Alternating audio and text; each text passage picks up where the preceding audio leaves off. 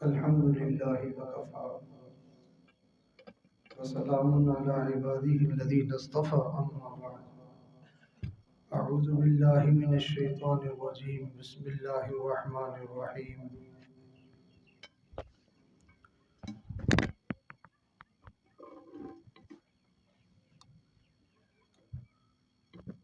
والذاكرين الله كثيرا والذاكرات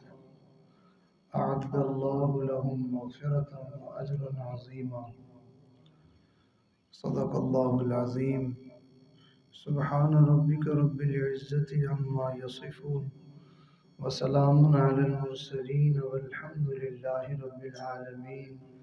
اللهم صل على سيدنا محمد وعلى آل سيدنا محمد وبارك وسلم اللهم صل على سيدنا محمد وعلى آل سيدنا محمد وبارك وسلم اللهم صل على سيدنا محمد وعلى آل سيدنا محمد وبارك وسلم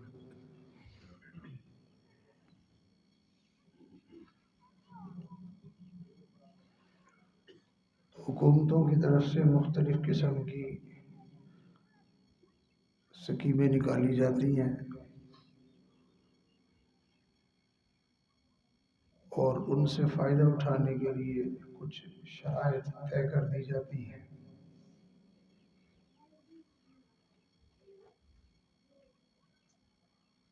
ان بہترین سہولیات کو دیکھتے ہوئے ہر انسان کے دل میں یہ خواہش پیدا ہوتی ہے کہ ان شرائط کو میں اپنے اندر پیدا کر لوں تاکہ ان سہولیات سے فائدہ اٹھانے والا بنوں۔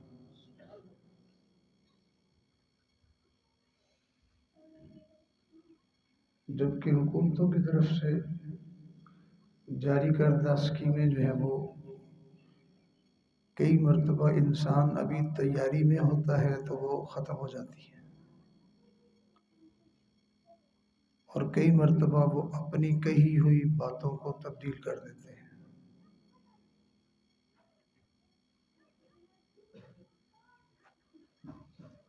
اور کئی مرتبہ انسان کے لیے وہ شرائط اپنے اندر پیدا کرنا خاصی دشوار اور مشکل بن جاتی ہے۔ ہر انسان اس سے فائدہ نہیں اٹھا سکتا۔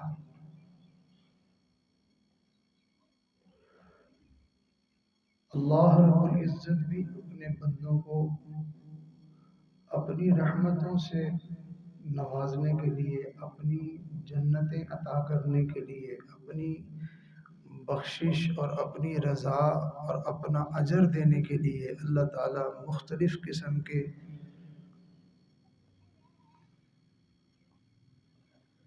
راستے اپنے بندوں کو عطا فرماتے ہیں کہ جو انسان اپنے اندر اس بات کو پیدا کر لے، اس چیز کو اپنا لے، اس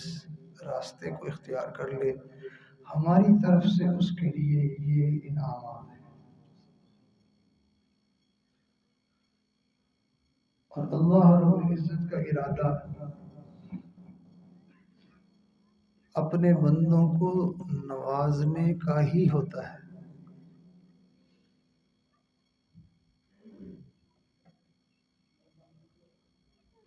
اللہ تعالیٰ جب بھی کوئی صورت ایسی مقرر فرماتے ہیں تو اللہ تعالیٰ انسانوں کے مزاج کی رعایت رکھتے ہوئے اللہ تعالیٰ وہ راستے اور وہ صورتیں مقرر فرماتے ہیں، اس لیے کہ اس انسان کو پیدا کرنے والی ذات وہی ہے۔ وہ خوب جانتے ہیں کہ کس کے بس میں ہے، کس کی دسترس میں ہے، یہ کام انسان کر سکتا ہے یا نہیں کر سکتا ہے۔ بڑی سہولت کے ساتھ، بڑی آسانی کے ساتھ ان راستوں کو اپنایا جا سکتا ہے جو اللہ تعالیٰ نے اپنی نوازشات اور اپنے انعامات کے لیے متعین فرمائے ہیں۔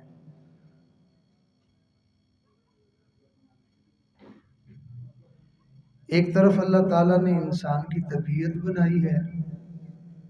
پھر اللہ تعالیٰ نے اس طبیعت کے مطابق اس طبیعت کی رعایت فرماتے ہوئے اللہ نے آگے راستے متعین فرمائے ہیں۔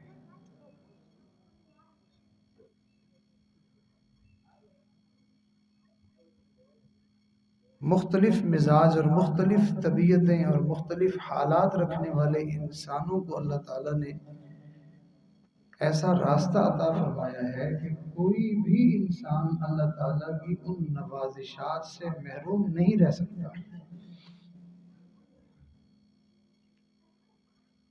اللہ تعالیٰ اگر اپنی نوازشات کی صورت ایسی بنا دیتے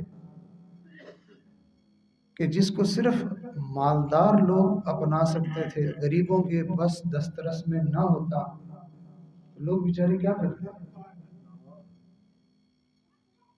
تو گویا کہ محرومی ہو جاتی۔ اللہ تعالیٰ نے مالداروں کو نوازنے کے لیے اگر کوئی باتیں اور راستے طے کیے ہیں تو اللہ تعالیٰ نے غریبوں کو نوازنے کے لیے اس سے بھی آسان راستے مقرر فرمائے ہیں۔ اگر اللہ رب العزت کی طرف سے ایسی ترتیب بن جاتی کہ صرف ان باتوں پر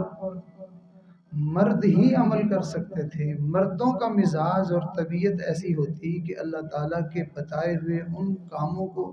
صرف مرد ہی کر سکتے، عورتیں تو پھر ساری جہنم میں جا پڑتی۔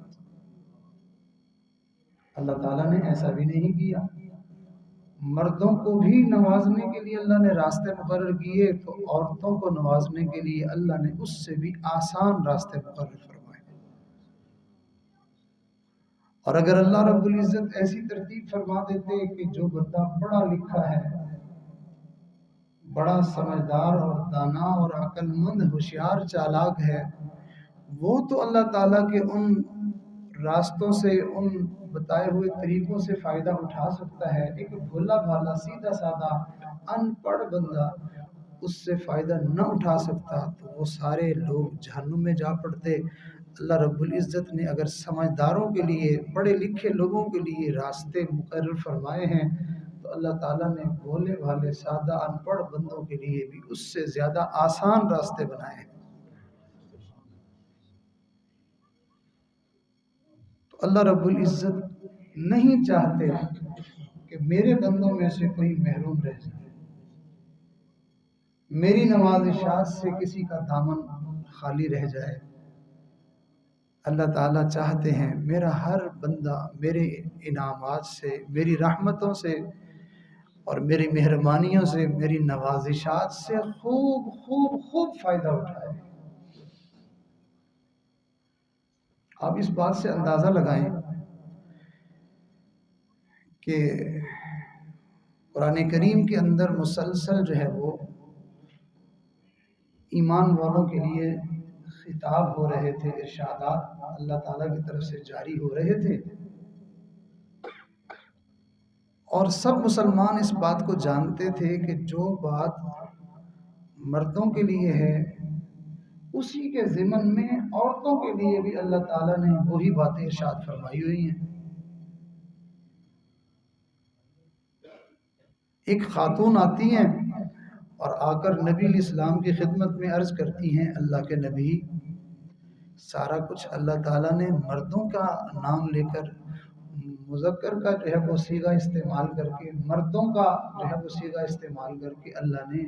سارے قرآن میں احکام فرمائے ہیں، عورتوں کے لیے تو اللہ تعالیٰ نے کوئی بات ہی نہیں کی۔ حالانکہ وہ اس بات کو سمجھتی تھی کہ ضمناً اللہ تعالیٰ نے عورتوں کو بھی ساتھ رکھا ہے، اللہ تعالیٰ نے خواتین کو محروم نہیں فرمایا ہے، لیکن محبت تقاضا کرتی ہے کہ میرا بھی ذرا الگ کر کے نام لیا جائے۔ اب ایک خاتون نبی علیہ السلام کی بارگاہ میں آ کے درخواست کرتی ہے، بات کرتی ہے،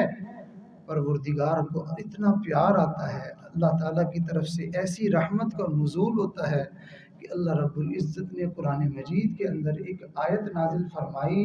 جس میں 9 باتوں کا تذکرہ کیا، اور وہی بات اللہ مردوں کے لیے کرتے، وہی عورتوں کے لیے کرتے، پھر وہی مردوں کے لیے، پھر عورتوں کے لیے، 9 کی 9 باتوں کو اللہ نے جیسا مردوں کے لیے تذکرہ کیا، ساتھ ہی عورتوں کا بھی ساتھ تذکرہ کیا۔ اور اللہ تعالیٰ نے وہ صفات اور وہ باتیں کھول کھول کے بیان فرمائیں کہ دیکھو جو ہمارے اس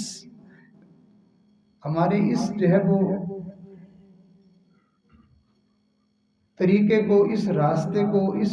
شرط کو، اس بات کو جو پورا کر لے، ہماری طرف سے کھلی چھٹی ہے۔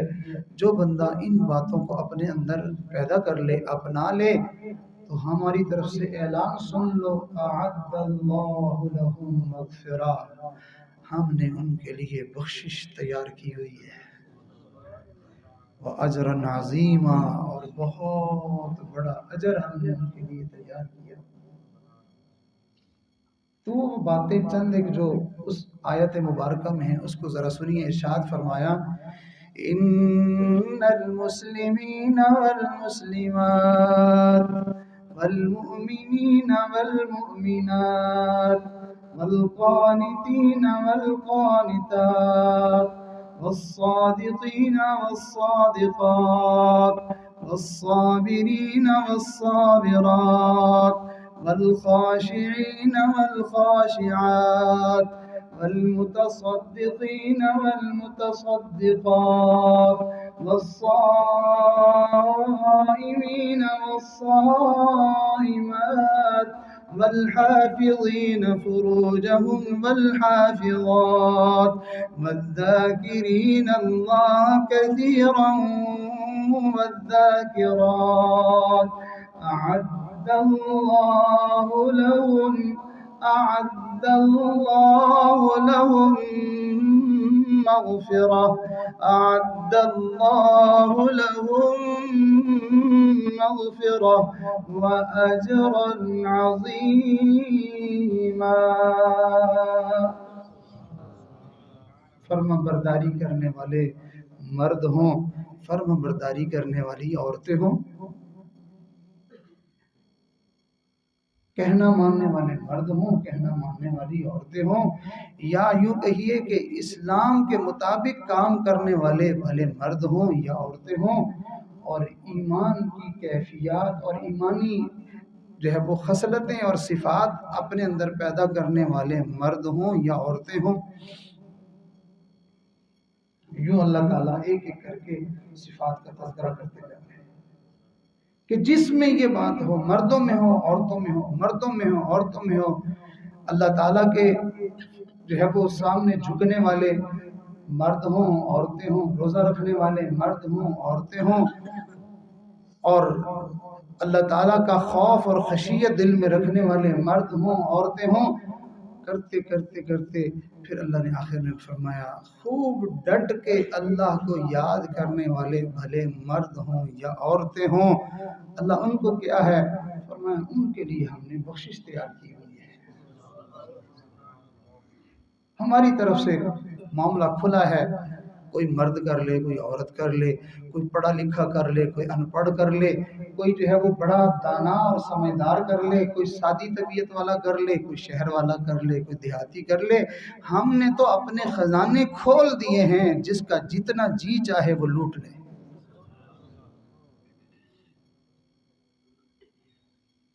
تو یہ 9 باتیں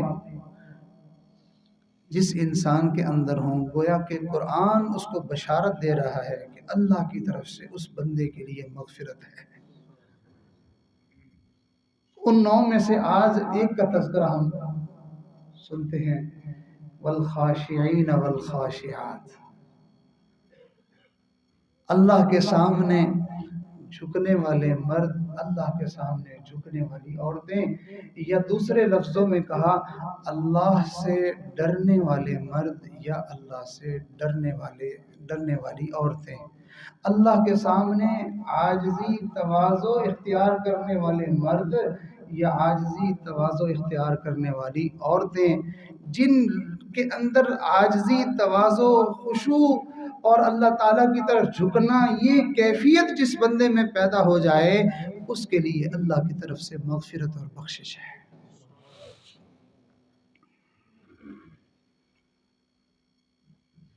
یہ جو خشوع ہے، اس کا تعلق انسان کے دل کے ساتھ ہوتا ہے، انسان کے دل کے ساتھ ہوتا ہے اور اس کا اثر انسان کے اعضاء اور جوارح پہ نظر آتا ہے۔ ویسے عام طور پر جو ہے وہ یہ خشوع کا لفظ نماز کے ساتھ استعمال ہوتا ہے۔ نماز کے ساتھ کیوں استعمال ہوتا ہے؟ اس لیے کہ نماز دین کا سب سے اہم ترین رکن ہے۔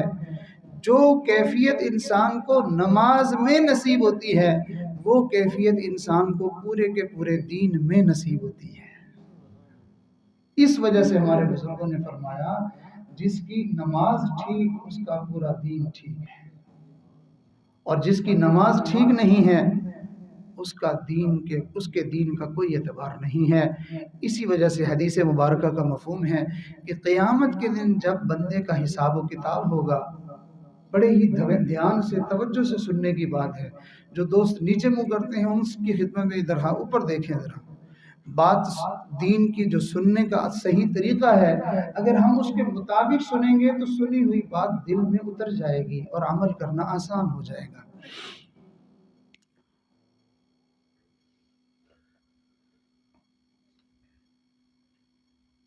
حدیث مبارکہ میں ہے قیامت کے دن جب انسان کا حساب و کتاب ہوگا تو اس کے اعمال نامے میں سب سے پہلے اس کی نماز کا حساب ہوگا۔ اس کی نماز کو دیکھا جائے گا، نماز اس کی ٹھیک ہے تو پھر اس کے باقی دین کے معاملے میں بھی حساب کتاب ہو جائے گا۔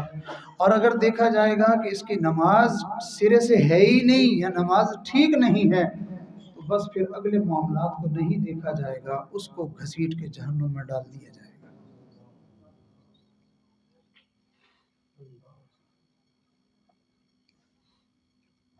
تو چونکہ نماز دین کا اہم ترین رکن ہے، اس لیے خشوع کا عام طور پر استعمال جو ہے وہ نماز کے ساتھ ہوتا ہے۔ جب انسان کے دل میں خشوع پیدا ہوتا ہے تو اس میں کچھ چیزیں خود بخود ختم ہو جاتی ہیں۔ مثال کے طور پر وہ بیکار اور فضول قسم کا دیکھنا بند کر دیتا ہے، وہ بیکار اور فضول قسم کا بولنا بند کر دیتا ہے، وہ بیکار اور فضول قسم کی حرکتیں کرنا بند کر دیتا ہے۔ جیسا کہ حدیث مبارکہ میں آتا ہے کہ ایک نوجوان آدمی، اس کو نبی علیہ الصلوۃ والسلام نے دیکھا کہ وہ نماز پڑھ رہا تھا اور نماز پڑھتے ہوئے اپنے ہاتھ سے اپنی داڑھی سے کھیل رہا تھا، ایسے ایسے کرنا۔ تو اللہ کے حبیب صلی اللہ علیہ وسلم نے ارشاد فرمایا اگر اس کے دل میں خشوع ہوتا تو یہ اس طرح کی حرکت نہ کرتا۔ اب جو آدمی نماز پڑھتا ہے اور بالوں سے کھیلتا ہے، جو آدمی نماز پڑھتا ہے کپڑوں کو سیدھا کرتا رہتا ہے، جو آدمی نماز پڑھتا ہے وہ ان آنکھوں سے ٹیڑھی آنکھیں کر کے دائیں بائیں دیکھتا ہے، اور جو آدمی نماز میں جو ہے وہ اپنے دل کے خیالات کو ادھر ادھر گھماتا ہے، ایک ہے کہ خیال کا آ جانا غیر اختیاری طور پر، تو غیر اختیاری طور پر دل میں خیال آ جائے تو اس کے لیے حکم یہ ہے کہ اس کو جلدی سے جھٹک دیا جائے، اس کو نکال دیا جائے۔ یہ انسان کے بس سے باہر ہے معاملہ، اس پر مواخذہ نہیں ہے۔ اور ایک ہے کہ خود سے سوچ کر منصوبے پلانگیں اور جو ہے وہ ترتیبیں نماز میں کھڑا ہو کے کہیں کا کہیں پہنچا ہوا ہے، یہ کبھی ہے، مذموم ہے، برا ہے، اس پر انسان کی گرفت ہوگی۔ تو جس بندے کے دل میں خشوع کی کیفیت پیدا ہوتی ہے اس کی زندگی سے کچھ بیکار اور فضول قسم کی چیزیں خود بخود جھڑ جاتی ہیں۔ لیکن خشوع کا تعلق جو ہے وہ انسان کے پورے وجود کے ساتھ ہے۔ جیسے انسان کے دل میں غم پیدا ہو تو اس کا اثر پورے جسم کے اوپر ظاہر ہوتا ہے، آنکھوں پہ بھی اثر نظر آتا ہے، اس کی آواز میں بھی اثر محسوس ہوتا ہے، اس کے چہرے سے بھی اثر محسوس ہوتا ہے، اس کے جسم میں بھی ایک جو ہے وہ نڈھال پن آ جاتا ہے، دل کے غم کی کیفیت پورے وجود پر طاری ہو جاتی ہے۔ اسی طرح دل کی بشاشت کی کیفیت بھی انسان کے پورے وجود پر طاری ہوتی ہے۔ تو بعین ہی اسی طرح دل میں جب انسان کے عاجزی، تواضع، انکساری اور اللہ کا خوف اور خشیت اور جو ہے وہ خشوع کی کیفیت پیدا ہوتی ہے تو انسان کے پورے وجود پر اس کا اثر ظاہر ہوتا ہے۔ تو ہمارے بزرگوں نے فرمایا جس بندے کے دل میں خشوع پیدا ہوتا ہے اس کا اثر اس کے دماغ پر ہوتا ہے.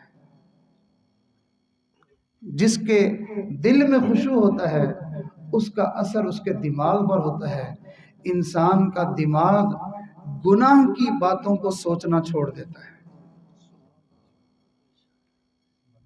اس کو ادھر ادھر کے اوٹ پٹانگ گندے قسم کے خیالات آنا بند ہو جاتے ہیں. خشوع اللہ تعالیٰ کے خوف کی ایک کیفیت کا نام ہے. خوف اللہ تعالیٰ کا وہ جس میں اللہ تعالیٰ کی ناراضگی کا انسان کو ڈر لگا ہو. میرا اللہ مجھ سے کہیں ناراض نہ ہو جائے. اور یہ جن لوگوں کا اس راستے سے واسطہ پڑتا ہے، کسی کے ساتھ محبت کا پیار کا تعلق بنتا ہے، ان کو اس بات کا اچھی طرح اندازہ ہوتا ہے کہ جس کی محبت دل میں شدید ہو اس کی ناراضگی سے بڑی سزا دنیا میں کوئی نہیں ہے.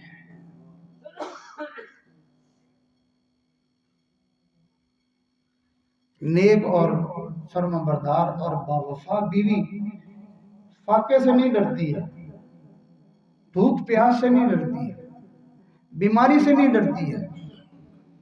دائیں بائیں کے تان و تشنی سے نہیں ڈرتی ہے. اس کے دل میں یہ خوف ہر وقت اس کو جو ہے وہ ایک عجیب حالت میں رکھتا ہے کہ کہیں میرا خامد مجھ سے ناراض نہ ہو جائے. چنانچہ ایسی عورت سے جب اس کا خامد ناراض ہو تو تجربہ اس بات کا ہے کہ اس کی بھوک ختم ہو جاتی ہے، اس کی نیند اڑ جاتی ہے، اس کے دل کا سکون اور چین ختم ہو جاتا ہے، اس کو اپنے بچوں کی محبت بھول جاتی ہے.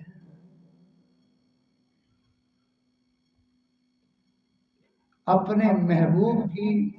ناراضگی کا ڈر اس قدر خطرناک چیز ہے کہ انسان کا رواں رواں کانپ اٹھتا ہے اور وہ لرز جاتا ہے. نبی علیہ السلام نے علماء کے بارے میں ارشاد فرمایا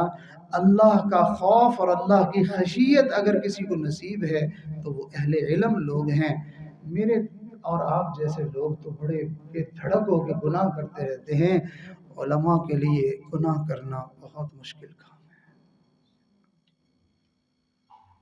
نبی علیہ السلام نے ارشاد فرمایا میں تم میں سب سے زیادہ اللہ کا خوف اور اللہ کی خشیت دل میں رکھنے والا ہوں. نبی علیہ السلام اللہ تعالیٰ کے ناراضگی سے اتنا ڈرتے تھے کہ ایک مرتبہ نبی علیہ السلام کو بہت سخت قسم کی تکلیف کا سامنا ہوا. آپ نے شاید علماء سے وہ طائف کا واقعہ سنا ہوگا کہ نبی علیہ السلام کے ساتھ کیا واقعہ پیش آیا تھا، کتنا دکھ اور کتنا درد دینے والا کہ کئی سال بیتنے کے بعد بھی اللہ کے نبی صلی اللہ علیہ وسلم نے ارشاد فرمایا مجھے ابھی تک وہ دکھ بھولا نہیں ہے، وہ تکلیف ابھی تک میرے اندر سے گئی نہیں ہے جو مجھے طائف میں پہنچی تھی.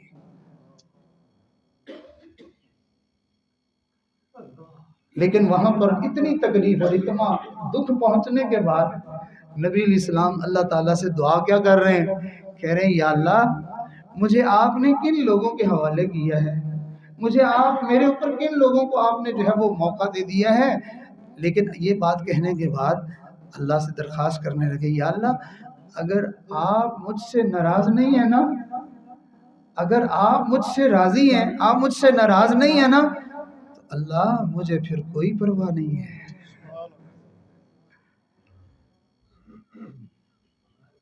بس میرے دل میں یہ ہے کہ تو نہ مجھ سے کہیں ناراض ہو جائے. تو جس انسان کے دل میں خشوع کی کیفیت پیدا ہوتی ہے اس کا دماغ گناہوں کے خیالات کو لانا چھوڑ دیتا ہے. خیال آتے ہی وہ لرز جاتا ہے کہ میرا مالک میرے اس خیال کو جانتا ہے اور وہ اپنے دماغ سے گناہ کے خیال کو فوراً جھٹک دیتا ہے. اور جس انسان کے دل میں خشوع پیدا ہوتا ہے تو خشوع کا اثر اس کی آنکھوں میں بھی پڑتا ہے. جس انسان کے دل میں خشوع ہوگا وہ انسان ان آنکھوں کو اللہ کی ناراضگی والی جگہوں پر ڈالنے سے بہت احتیاط کرتا ہے۔ چنانچہ سیدنا موسیٰ علیہ السلام کا واقعہ ہے کہ جب انہوں نے حضرت شعیب علیہ السلام کی بیٹیوں کی بکریوں کو پانی پلا دیا تھا تو انہوں نے جا کے یہ قصہ کہانی اپنے والد کو حضرت شعیب علیہ السلام کو سنایا تھا جا کے کہ ابا جان اس طرح آج ایک نوجوان تھا تو اس نے جو ہے وہ ہماری بکریوں کو پانی پلایا۔ ویسے آپ جو ہے وہ کام کے لیے کوئی نہ کوئی بندہ تو رکھنا چاہتے ہیں، تو وہ بندہ جو ہے اس میں ایک تو طاقت بہت ہے اور دوسرا یہ ہے کہ وہ امانت دار بڑا ہے۔ فرمایا اس دنیا میں چند لوگوں کی فراست جو ہے وہ بڑی قابل حیرت ہے، انتہا کی فراست تھی۔ ان میں سے ایک سیدنا شعیب علیہ السلام کی بیٹی کی فراست کہ اس نے ایک نظر سے موسیٰ علیہ السلام کو پہچان لیا تھا کہ یہ کتنا عظیم آدمی ہے۔ اب کسی جو ہے وہ خادم کے لیے، کسی نوکر کے لیے، ملازم کے لیے دو وصف کا ہونا ضروری ہوتا ہے۔ ایک یہ کہ وہ بیچارہ لولا لنگڑا محتاج کمزور نہ ہو کہ وہ کچھ کر ہی نہ سکے۔ اگر وہ ایسا ہوگا تو وہ کام کیا کرے گا؟ تو جسم میں طاقت ہونی چاہیے تاکہ وہ مشکل سے مشکل بڑا سا بڑا کام جو ہے وہ آسانی سے اس کو انجام دے سکے۔ اب سیدنا موسیٰ علیہ السلام کی طاقت کا مشاہدہ تو ان بچیوں نے، ان پیغمبر زادیوں نے کر ہی لیا تھا کہ اتنا بڑا پتھر اور چٹان جس کو کئی لوگ مل کر مشکل سے ہٹاتے تھے، وہ اکیلے موسیٰ علیہ السلام نے اس کو پکڑ کے ایک طرف کر دیا۔ اور ایک ڈول پانی کا جس کو کئی لوگ مل کے اس کو باہر نکالتے تھے، تو وہ اکیلے موسیٰ علیہ السلام نے اس ڈول کو باہر نکالا، پانی ڈالا اسے۔ پھر دوسری بات کہ شعیب علیہ السلام کی صاحبزادی نے، بیٹی نے ایک نظر پہچان لیا کہ نوجوان ہے، دائیں بائیں کوئی لوگ نہیں ہیں، اکیلے ہیں، لیکن اس کی آنکھوں میں ایسی حیا ہے کہ اس نے ہماری طرف نظر اٹھا کے دیکھا ہی نہیں ہے۔ تو انہوں نے جا کے اپنے والد گرامی کی خدمت میں عرض کیا، ابا جان آپ نے کوئی بندہ تو رکھنا ہی ہے، بندہ بڑا کام کا ہے، قوی بھی ہے اور امانت دار بھی ہے۔ ان من استاجرت القوی الامین، وہ بڑا مضبوط اعصاب والا ہے، بڑی طاقت والا ہے، اور امانت اس کی یہ ہے کہ وہ ایسا امین ہے کہ اس نے نظر اٹھا کے نہیں دیکھا۔ چنانچہ اب کیا ہوا کہ شعیب علیہ السلام نے اپنی صاحبزادی سے جب بات سن لی تو فرمایا اچھا بیٹا جاؤ تم ذرا اس بندے کو میرے پاس بلا کر لاؤ۔ اب یہ گئیں بلانے کے لیے، تو سیدنا موسیٰ علیہ السلام نے یہ نہیں فرمایا کہ تم چلو مجھے تو راستے کا پتہ نہیں، تم چلو میں تمہارے پیچھے چلتا ہوں، بلکہ ارشاد فرمایا کہ میں تمہارے آگے چلتا ہوں، تم میرے پیچھے پیچھے چلو، تم پیچھے سے مجھے آواز کے ذریعے سے دائیں یا بائیں جدھر بھی جانا ہوگا مجھے تم بتاتی رہنا، میں ویسے چلتا رہوں۔ سیدنا موسیٰ علیہ السلام کی آنکھوں میں جو حیا تھی، جو تقوی تھا، جو دل میں خشیت تھی، خوف خدا تھا، اس کا تقاضا یہی تھا کہ انہوں نے سوچا کہ اگر یہ بچیاں مجھ سے آگے چلیں گی تو میں ان کا چہرہ یا ان کا جسم آگے سے تو نہیں پیچھے سے تو نظر پڑے گی، لہٰذا یہ بھی خشیت اور اللہ کے خوف کے منافی ہے کہ میری نظر کسی اجنبی عورت کے جسم کے اوپر پیچھے سے پڑ جائے، لہٰذا انہوں نے اس سے احتیاط کا رستہ یہ اختیار کیا کہ میں آگے چلتا ہوں تم میرے پیچھے پیچھے چلتی آؤ۔ یہی خشیت اور یہی مومن کے دل کی کیفیت اللہ رب العزت چاہتے ہیں، اور اللہ رب العزت نے قرآن مجید میں اس کیفیت کو پیدا کرنے کے لیے مومنین کے نام خصوصیت سے پیغام بھیجا ہے۔ ارشاد فرمایا قل للمؤمنین یغضوا من ابصارهم ويحفظوا فروجهم ذلك أزكى لهم إن الله خبير بما يصنعون۔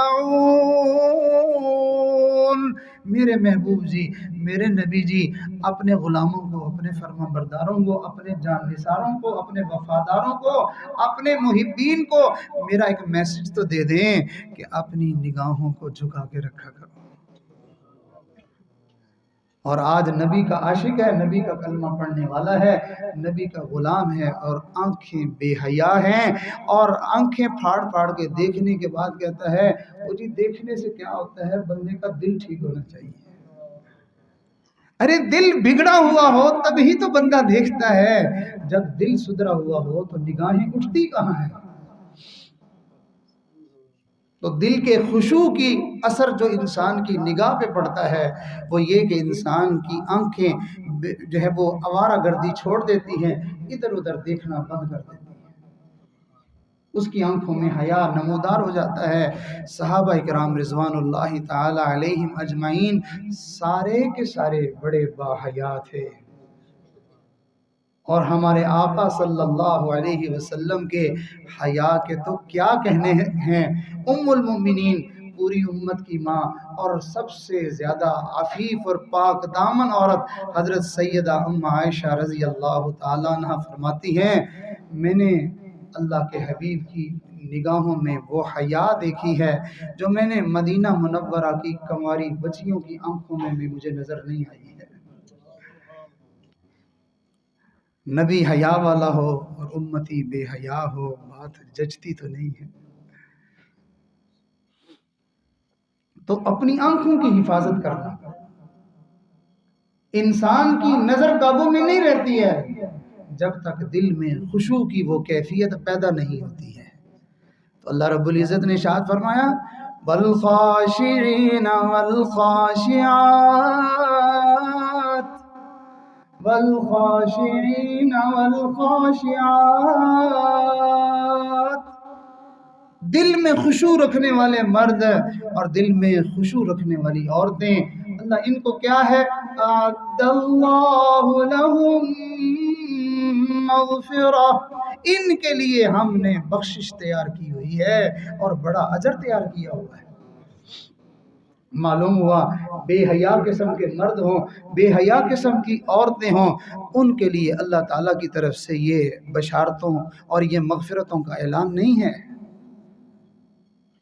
جیسے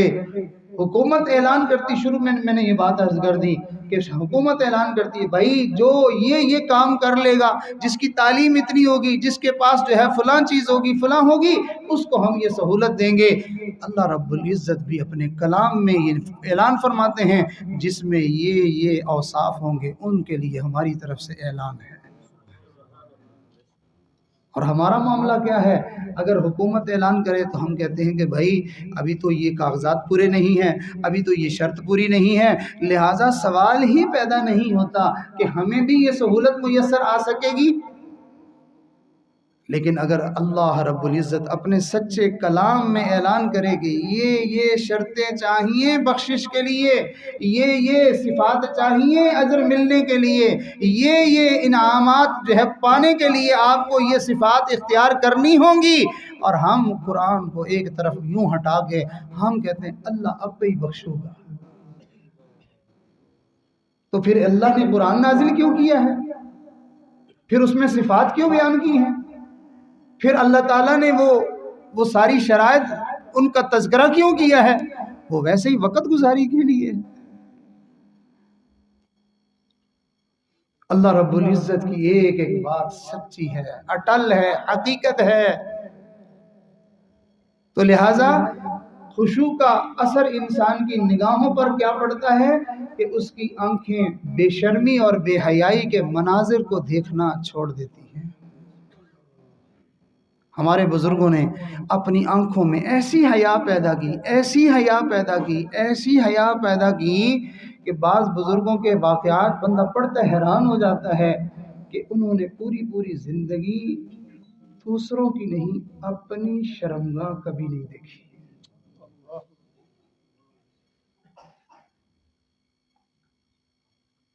اور حدیث مبارکہ میں ہے، ام المومنین حضرت ام عائشہ رضی اللہ تعالیٰ عنہ فرماتی ہیں میں نے اللہ کے حبیب صلی اللہ علیہ وسلم کی شرمگاہ کبھی نہیں دیکھی۔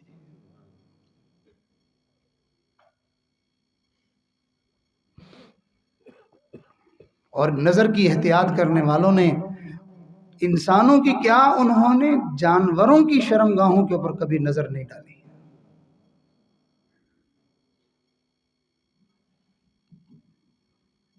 اور انہوں نے اپنی نظروں کو محفوظ کرنے میں اس قدر مبالغہ کیا کہ اچھا اللہ تعالیٰ کو ہماری نظروں کا ہٹانا اور بچانا اللہ کو اتنا اچھا لگتا ہے. چنانچہ انہوں نے، ایک بزرگ کے بارے میں آتا ہے کہ وہ فرماتے ہیں میں اپنی بہن کو اس کی شکل سے نہیں پہچانتا، میں اس کو اس کی آواز سے پہچانتا ہوں. ہمارے سلسلہ عالیہ نقشبندیہ کے بزرگ حضرت خواجہ عبد المالک صدیقی رحمۃ اللہ علیہ، ان کی عادت مبارکہ یہ تھی کہ وہ اپنی نظروں کی حفاظت کے لیے ہمیشہ اپنے پاس چھتری رکھتے تھے. کسی نے پوچھ لیا حضرت چھتری دھوپ سے بچنے کے لیے، چھتری بارش سے بچنے کے لیے، اور آپ تو گرمی سردی دھوپ چھاؤں ہر وقت چھتری ساتھ رکھتے ہیں، آخر اس میں کیا راز ہے؟ یوں لگتا ہے جیسے آپ کو چھتری رکھنے کا بہت شوق ہے. فرمایا لوگ چھتری رکھتے ہیں دھوپ سے بچاؤ کے لیے، لوگ چھتری رکھتے ہیں بارش سے بچاؤ کے لیے، میں چھتری رکھتا ہوں اپنے ایمان کی حفاظت کے لیے. حضرت چھتری سے ایمان کی حفاظت کا کیا واسطہ؟ فرمایا میں نکلتا ہوں باہر، جس طرف سے مجھے محسوس ہوتا ہے کہ اس طرف سے خواتین گزر رہی ہیں، میں اپنی چھتری کو نیچے جھکا دیتا ہوں تاکہ نہ عورتوں پر نہ ان کے کپڑوں پر میری نظر ہی نہ پڑے. یہ مردوں کے لیے، اور اس امت کی عورتوں نے بھی ایسی حیا اور پاک دامنی کا ثبوت دیا کہ انسان واقعات پڑھ کے حیران ہو جاتا ہے. آج تو ہمارے گھروں کی عورتیں ہیں جو بن سنور کر تیار ہو کر نکلتی ہیں، اور پھر وہ جو باپردہ ہوتی ہے اور حیا والی اپنے آپ کو سمجھتی ہیں، اپنی زینت کو چھپانے کے لیے وہ برقعے اتنے خوبصورت پہنتی ہیں کہ وہ دیکھنے والا دیکھتا ہی رہ جائے. معلوم ہوا کہ یہ اپنے آپ کو چھپا نہیں رہی ہیں، بلکہ یہ اللہ کے بندوں کو گناہ کی طرف، اللہ کی بغاوت کی طرف، سرکشی کی طرف اور زنا کی طرف دعوت دے رہی ہیں. اور ایسی عورتوں کو جو بن سنور کر بازار میں نکلتی ہیں، خوشبو لگا کے نکلتی ہیں، ایسی عورتوں کو حدیث مبارکہ میں زانیہ تعبیر کیا گیا ہے.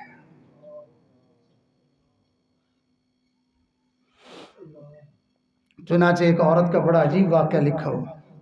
کہا کہ اس نے وقت کے بادشاہ نے جو ہے وہ لوگوں کے اوپر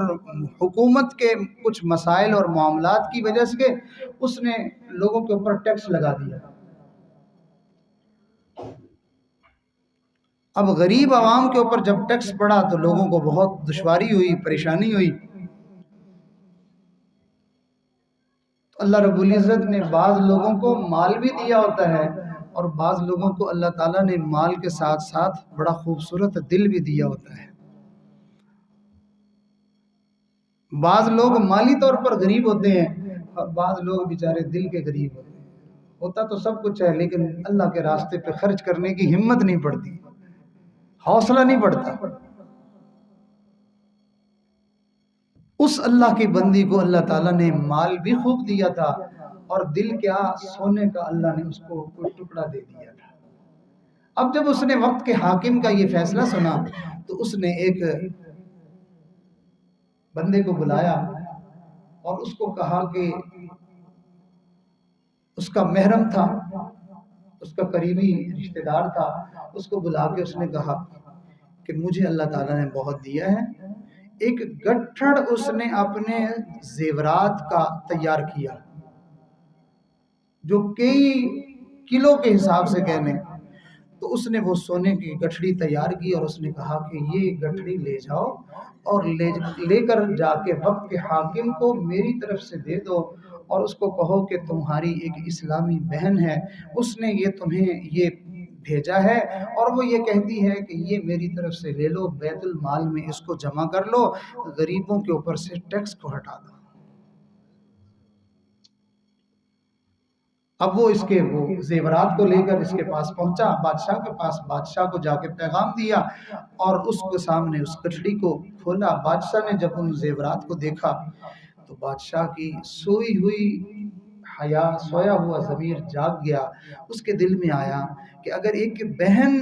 اتنی بڑی قربانی کر سکتی ہے تو کیا ایک بھائی اپنے مسلمان بھائیوں کے لیے اتنی بڑی قربانی نہیں کر سکتا؟ بادشاہ نے کہا کہ یہ زیور بھی لے جاؤ اور جا کے میری بہن کو کہہ دو کہ میں سب کے اوپر سے ٹیکس کو بھی ہٹا دیتا ہوں، یہ زیور بھی تمہارے پاس رہیں، میں ان کو نہیں رکھتا. اب وہ واپس لے گیا تو اس نے جا کے اس کو واپس کر دیا کہ یہ بادشاہ نے واپس کر دیا ہے اور اس نے یہ بھی وعدہ کر دیا ہے کہ میں ٹیکس نہیں لگاؤں گا. اس نے کہا اچھا تو مجھے یہ بتاؤ کہ یہ میرے زیورات بادشاہ نے دیکھے تھے؟ اس نے کہا ہاں، اس گٹھڑی کو کھولا تھا اور اس نے تمہارے ان زیورات کو دیکھا تھا. کہنے لگی اچھا،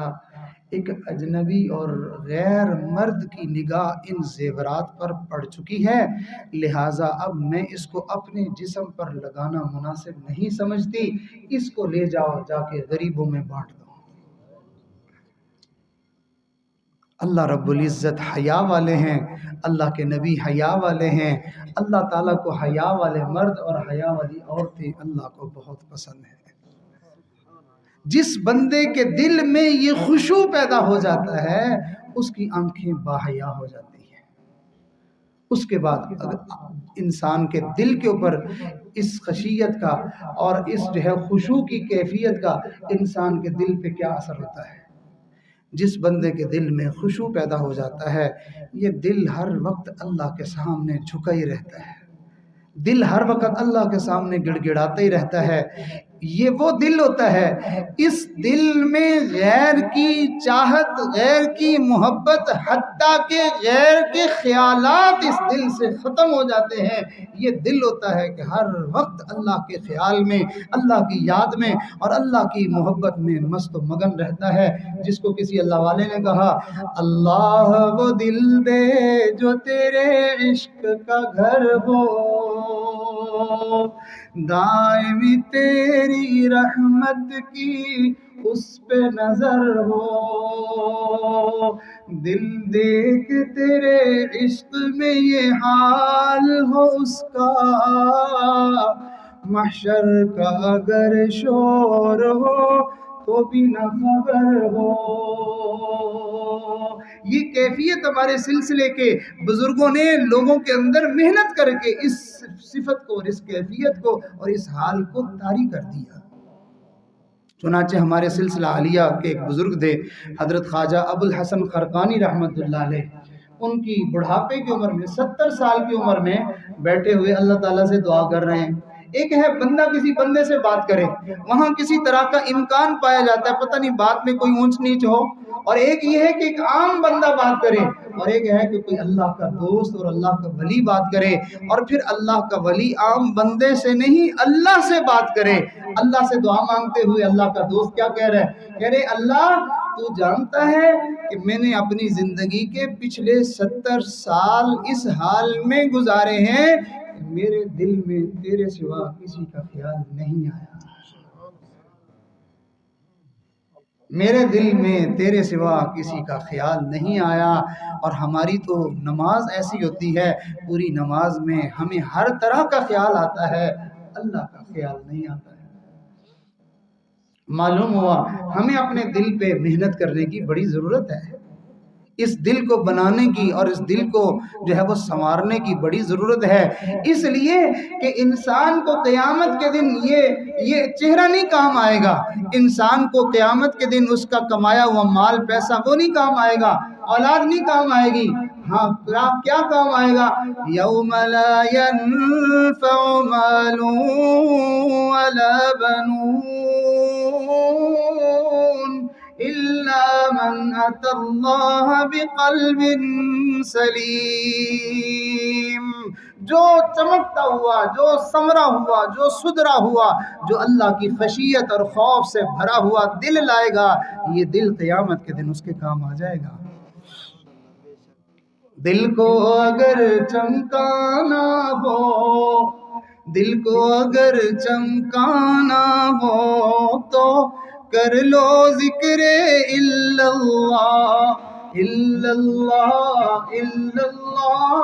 الا اللہ۔ یہ ذکر ایک ایسی چیز ہے کہ جس سے انسان کا دل ایسا چمک جاتا ہے، ایسا روشن ہو جاتا ہے، ایسا منور ہو جاتا ہے، یہ دل اللہ کے ذکر کی وجہ سے ایسا ستھرا ہو جاتا ہے کہ ہر غیر اس سے نکل جاتا ہے، بس اللہ ہی دل میں آ جاتے ہیں، اللہ ہی دل پہ چھا جاتے ہیں، بس اللہ ہی بندے کے دل میں سما جاتے ہیں۔ اسی وجہ سے فرمایا نہ میں زمینوں میں نہ میں آسمانوں میں سماتا ہوں، میں تو مومن بندے کے دل میں سما جاتا ہوں۔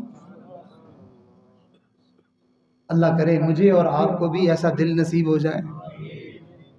یہ دل ایسا بن سکتا ہے اگر اس پر محنت کی جائے تو۔ اللہ تعالیٰ کی یاد سے یہ دل اللہ کی محبت سے ایسا بھر جاتا ہے کہ انسان اللہ کا عاشق اور دیوانہ بن جاتا ہے، غیر کی طرف اس کو التفات ہی نہیں رہتا، اس کو توجہ ہی نہیں رہتی، دھیان ہی نہیں رہتا، ہر وقت اللہ کی محبت میں اللہ کی یاد میں انسان ڈوبا ہوا ہوتا ہے۔ عام بندہ جب یہ بات سنتا ہے تو اس کو یہ بات سمجھ میں نہیں آتی۔ بھائی آپ کے سامنے کوئی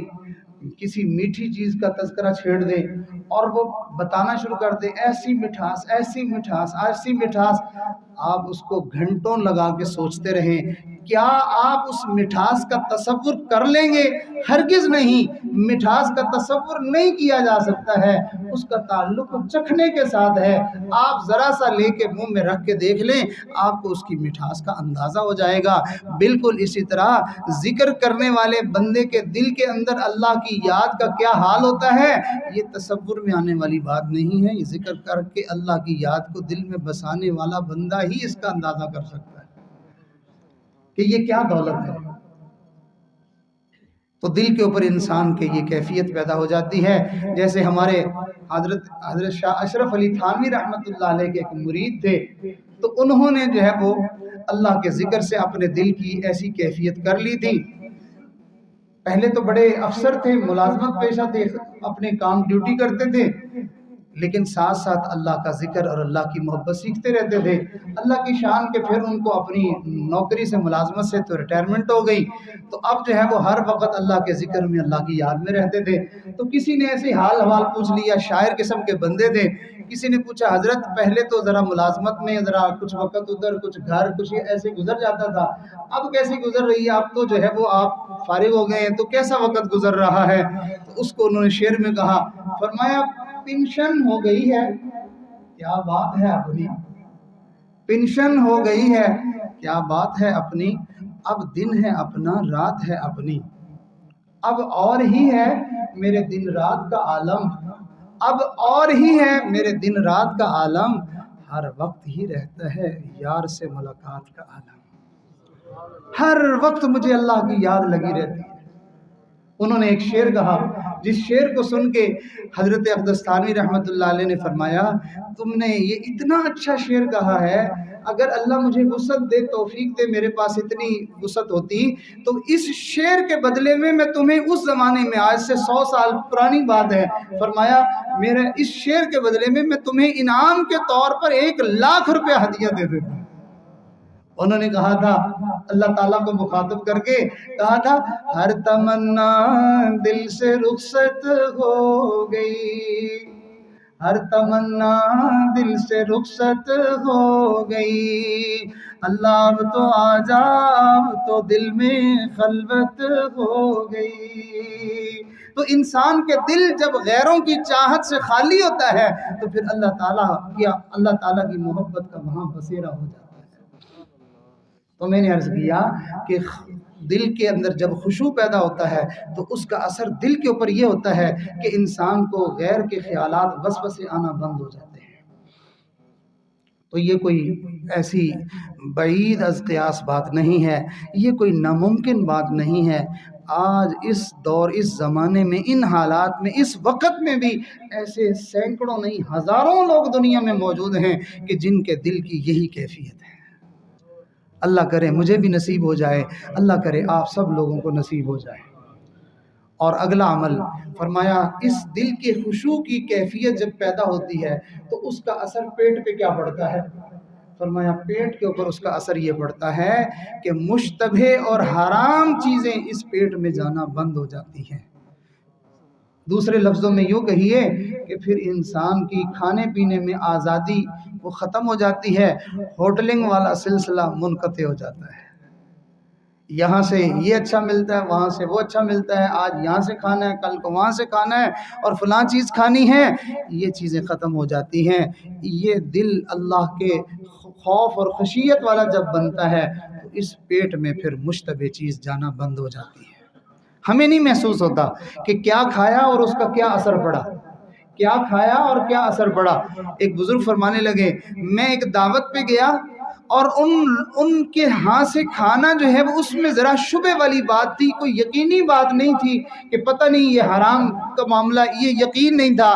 شک تھا کہ پتہ نہیں کیسا معاملہ ہے، کوئی ملاوٹ یا کوئی کمی بیشی تو نہیں ہے۔ فرمایا میں نے صرف ایک لقمہ وہاں سے لیا، اس لقمہ لینے کا اثر میرے اوپر یہ ہوا کہ 40 دن تک مسلسل مجھے گناہوں کے خیالات دل میں آتے رہے، یہ کر لوں یہ کر لوں یہ کر لوں، اور فرمایا 40 دن تک میرے لیے تہجد اور نیکی اور نماز میرے لیے مصیبت بن گئی، مشکل بن گئی،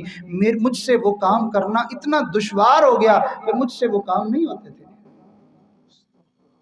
آپ کبھی تجربہ کر کے دیکھ لیں، ہمارے پاس تو روز اس طرح کے جو ہے وہ پیغامات آتے رہتے ہیں کہ آج میری تہجد چھوٹ گئی، آج میرا فلاں عمل چھوٹ گیا، آج فلاں ہو گیا، آج یہ ہو گیا وہ ہو گیا۔ تو جب تحقیق کی جاتی ہے پتہ چلتا ہے کہ بازار سے فلاں چیز لے کے کھائی تھی، اس کے بعد سے یہ اثر ہو گیا ہے۔ دو چیزیں اپنے دل کو سنوارنے کے لیے بہت ضروری ہیں، دو چیزیں اپنے دل کو سنوارنے کے لیے بہت ضروری ہیں، ہم اس کو اپنے پلے باندھ لیں۔ وہ دو چیزیں کیا ہیں؟ ایک رزق حلال اور دوسرا صدق مقال، حلال کا لقمہ کھانا اور منہ سے سچی بات کہنا۔ جو بندہ یہ دو کام نہیں کر سکتا، یوں سمجھیں وہ اپنے دل کو کبھی بھی پاک نہیں کر سکتا۔ اور جس بندے کے دل پیٹ میں مشتبہ چیز ہے، یا یوں سمجھیے کہ باہر بازاروں کی بنی ہوئی چیزیں وہ کھانے کا عادی ہے، بے نمازی اور نجس اور ناپاک قسم کے لوگوں کے ہاتھوں کے کھانے کا عادی ہے، اس بندے کی دعاؤں میں اثر ختم ہو جاتا ہے۔ حتیٰ کہ بزرگوں نے فرمایا اگر کھانا پینا انسان کا ٹھیک نہ ہو، وہ سفر کر کے بیت اللہ میں چلا جائے اور خانہ کعبہ کا غلاف پکڑے اور زار و قطار آنسوؤں سے روئے اور اللہ سے گڑ گڑا کے مانگے، تو اس کی دعاؤں کو اس کے منہ پہ مار دیا جائے گا، اس کی دعا کو قبول نہیں کیا جائے گا، اس لیے کہ اس کے پیٹ میں کھانا لقمہ جو ہے وہ ٹھیک نہیں ہے۔ ساری عبادات کی قبولیت کا مدار انسان کے لقمہ حلال پر ہے۔ اگر لقمہ حلال کا نہیں ہے تو نماز، روزہ، حج، زکوٰۃ، فلاں ساری عبادات انسان کی، اس کی اللہ تعالیٰ کے ہاں کوئی قبولیت نہیں ہے، ساری رد کر دی جائیں گی۔ تو آج مسلمان اپنے کھانے پینے میں بڑا جو ہے وہ غفلت اور بڑی کوتاہی کا معاملہ کرتا ہے۔ ہمارے بڑے حضرت ایک دفعہ فرمانے لگے، ہمارے بڑے کھانے میں اتنی احتیاط کرتے تھے کہ 10 ہاتھ پیچھے تک تحقیق کرتے تھے کہ یہ چیز تم نے کہاں سے لی، یہ مال پیسہ تمہارے پاس کہاں سے آیا، تم نے کہاں سے لیا، تم نے کہاں سے لیا، پیچھے 10 بندوں تک پیچھے جاتے تھے۔ فرمایا پھر احتیاط کم ہو گئی، پھر جو ہے وہ معاملہ 3 لوگوں تک رہ گیا کہ 3 بندوں تک تحقیق کی جاتی تھی کہ یہ چیز کہاں سے آئی ہے، اور فرمایا معاملہ اب جو ہے پھر اور زیادہ سستی والا ہو گیا کہ پہلے بندے سے بھی تحقیق نہیں ہوتی، بلکہ ہم کہتے ہیں جی میرا کیا، میں تو پیسے دے کے لے رہا ہوں، چاہے وہ مرا ہوا کتا ہی ہمیں دے دے، میں تو پیسے دے کے لے رہا ہوں۔ مری ہوئی مرغیاں لا کے ہم کھاتے ہیں، کھلاتے ہیں، اور ہم بازار سے شوارمے اور پزے اور پتہ نہیں کیا کچھ کھاتے ہیں، اور اس میں کیا گند بلا ملا ہوتا ہے، ہمیں اس سے کیا، ہم نے تو پیسے دیے ہیں۔ تو پیسے دے کے ہم جو ہے یہ چیزیں لے کے اپنے ایمان کا ستیہ ناش کر لیتے ہیں۔ ہمیں چاہیے ہم اپنے کھانے پینے کو پاک کریں تاکہ ہمارے دل کی پاکی کا معاملہ آسان ہو جائے۔ فرمایا دل کے خشوع کا اثر انسان کے ہاتھوں پر اور پاؤں پر بھی پڑتا ہے، اور وہ کیا پڑتا ہے کہ یہ ہاتھ کسی کو ایذا پہنچانے سے باز آ جاتے ہیں، کسی کا مال چرانے سے باز آ جاتے ہیں، کسی کو بلا وجہ دھکا دینے سے، کسی کا جو ہے وہ کسی کو تکلیف پہنچانے سے یہ ہاتھ باز آ جاتے ہیں، یہ ظلم کرنے سے یہ ہاتھ باز آ جاتے ہیں۔ اور فرمایا انسان کا دل کا خشوع اس کے پاؤں پر اثر پڑتا ہے کہ گناہ والے کاموں کی طرف یہ قدم اٹھنا بند ہو جاتے ہیں۔ انسان کے اوپر ایسی کیفیت طاری ہو جاتی ہے کہ قدم اٹھتے ہی نہیں ہیں، آگے بڑھ ہی نہیں سکتے۔ اللہ تعالیٰ کی طرف سے ایسی کیفیت جو ہے وہ پیدا ہو جاتی ہے۔ چنانچہ بنی اسرائیل کے ایک عابد کا واقعہ کتابوں میں لکھا ہوا ہے، وہ عرض کر کے بات کو مکمل کرتا ہوں۔ ایک بدکار اور فاحشہ قسم کی عورت تھی کسی علاقے میں، اس کو اللہ تعالیٰ نے ظاہری حسن بہت دیا تھا، حسن بھی بہت تھا، اور وہ رج کے بدکارہ تھی۔ یوں سمجھیں کہ پورا شہر ہی اس کے پاس آتا تھا، اور لوگ اس کے اوپر پیسہ جو ہے وہ بارش کی طرح پھینکتے تھے، اور وہ اتنی مالدار تھی، اس نے بہت بڑا ایک محل بنایا، اور اس میں اس نے اپنے لیے خوبصورت تخت بنایا، اور وہ روز سج دھج کے تیار ہو کے اپنے گاہکوں کے لیے بیٹھی ہوتی تھی۔ یہ سلسلہ چل رہا تھا، کرتے کرتے ایک دن عجیب معاملہ پیش آیا کہ اس کا گھر کا دروازہ تو ہر وقت کھلا ہی رہتا تھا اپنے گاہکوں کے لیے، تو ایک اللہ کا نیک بندہ عابد جو ہر وقت عبادت میں اور اللہ کی یاد میں زندگی گزارنے والا تھا، وہ اس گلی سے کسی کام سے گزرا، گھر کا دروازہ کھلا ہوا تھا، اتفاقاً اس کی جو ہے وہ نظر جو پڑی اس کے اوپر، اس کی وہ صورت اس کے دل میں اتر گئی۔ جیسا کوئی ستھرا صاف کپڑا ہو تو دھبا فوراً اس کے اوپر نظر آتا ہے، ایسے ہی صاف ستھرے دل کے اوپر فوراً اثر بھی ہو جاتا ہے۔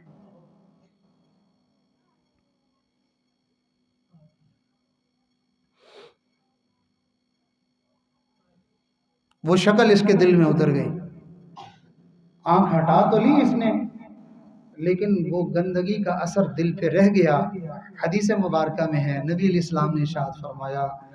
نظر شیطان کے تیروں میں سے ایسا تیر ہے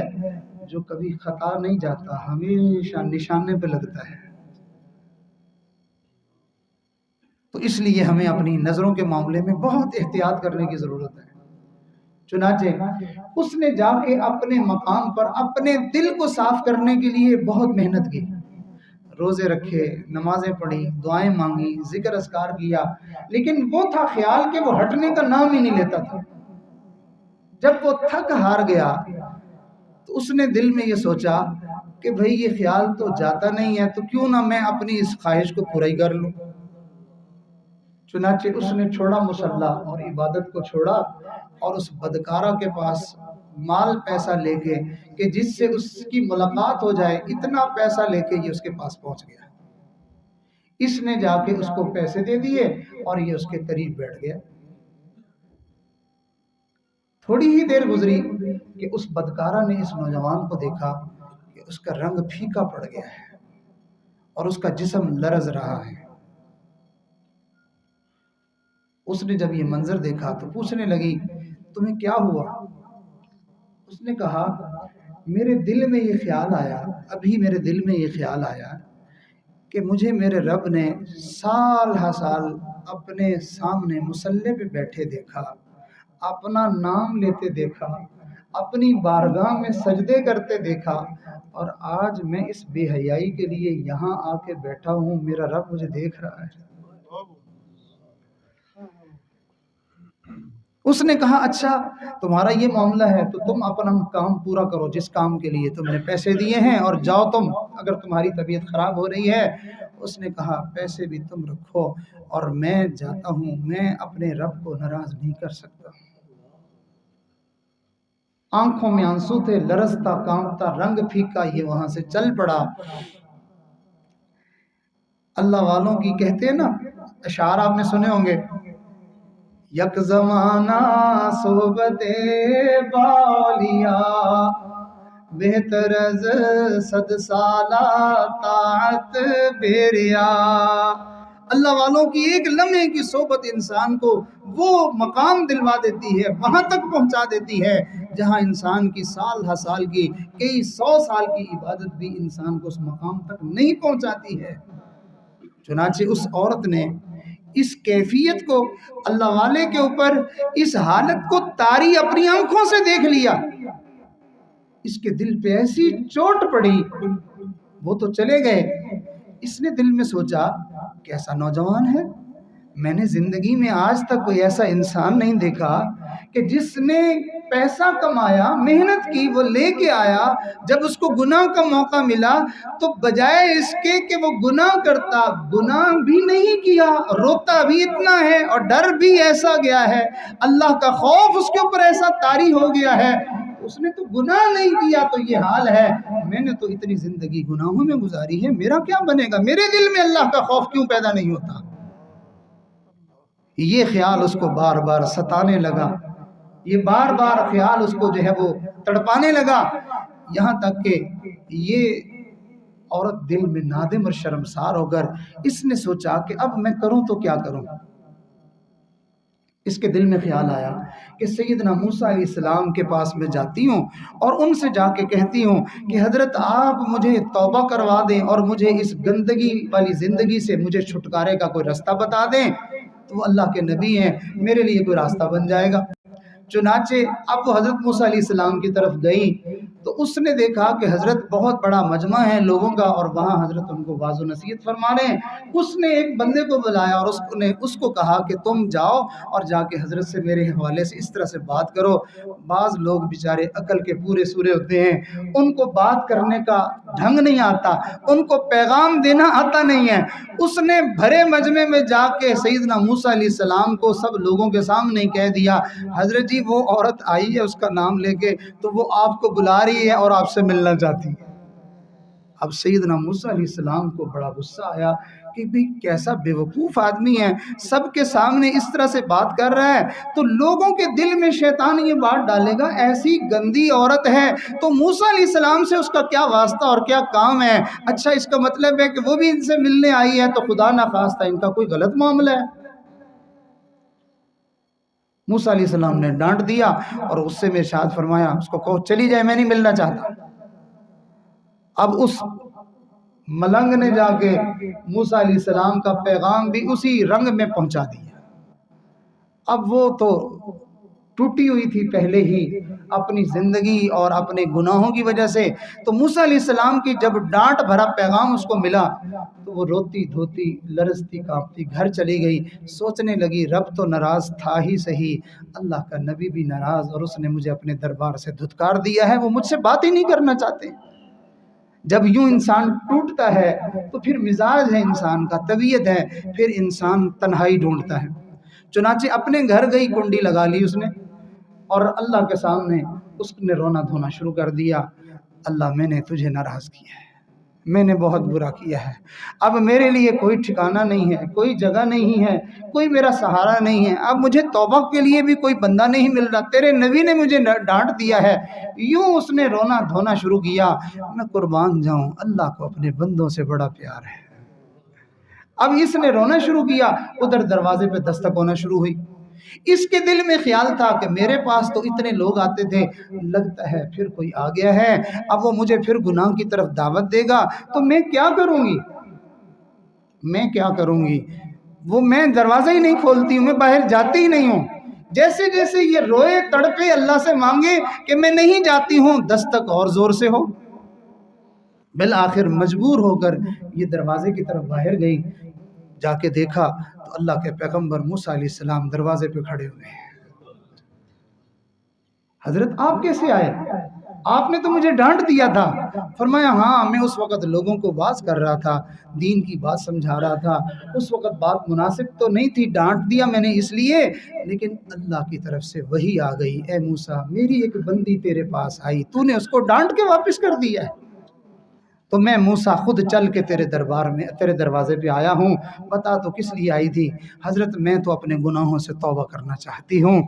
حضرت نے ان کو توبہ کروائی۔ اب جو ہے اس نے دل میں نیت کر لی کہ میں اب پاک دامنی کی زندگی گزاروں گی، اور میں اللہ کے حضور اس طرح سے ملنا چاہتی ہوں کہ میری زندگی گناہوں سے بالکل پاک صاف ہو۔ اب اس نے 1 یا 2 دن ہی وہاں گھر میں گزارے تھے، اس کے دل میں خیال آیا اکیلی عورت ذات ہوں، ایک میرے ساتھ خادمہ ہے، اتنے جہان میں گندے لوگوں سے میرے واسطے ہیں،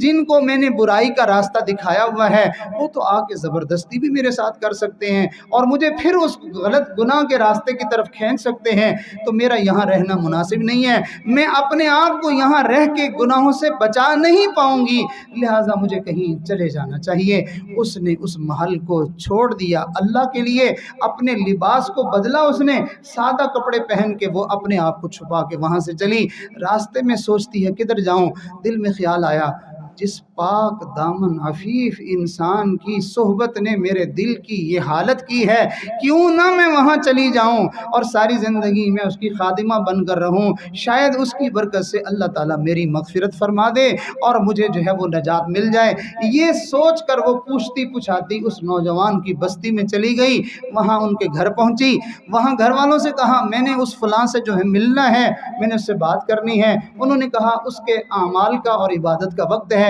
اس وقت وہ باہر نہیں آتے، فلاں وقت آئیں گے تو اس وقت آپ کی ملاقات ہوگی۔ یہ عورت جو ہے وہ تو ٹھان کے آئی تھی کہ میں نے تو ملنا ہے، انتظار میں بیٹھ گئی۔ جب وہ اپنے عبادت والے کمرے سے وہ نوجوان باہر آیا،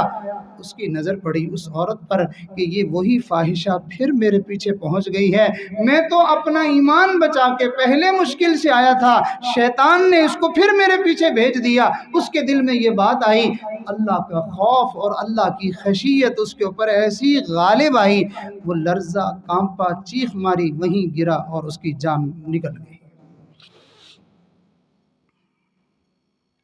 یہ معاملہ بن گیا۔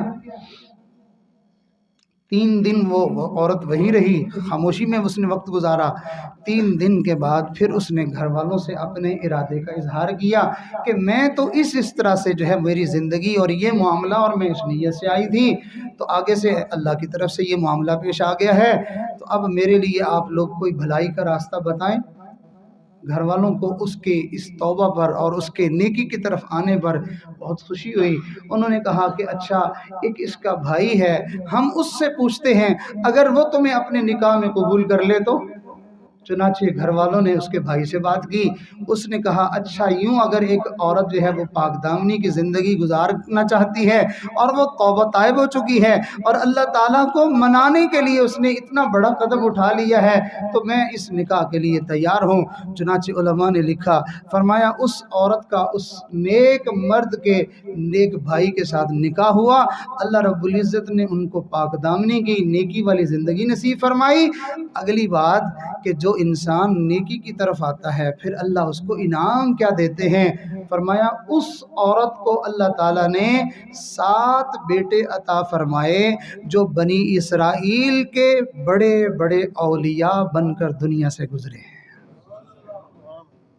میرے دوستو اپنے دل میں خشوع پیدا کیجئے، اپنے دل میں اللہ کا خوف اور ڈر پیدا کیجئے، وہ صفات اور وہ خصلتیں، وہ عادتیں جو اللہ کو پسند ہیں ان کو جہاں سکھایا جاتا ہے، توجہ میری طرف رکھیے، بات مکمل کر رہا ہوں، جن جگہوں پر سکھایا جاتا ہے، جہاں پر وہ صفات کو دلوں میں اتارا جاتا ہے،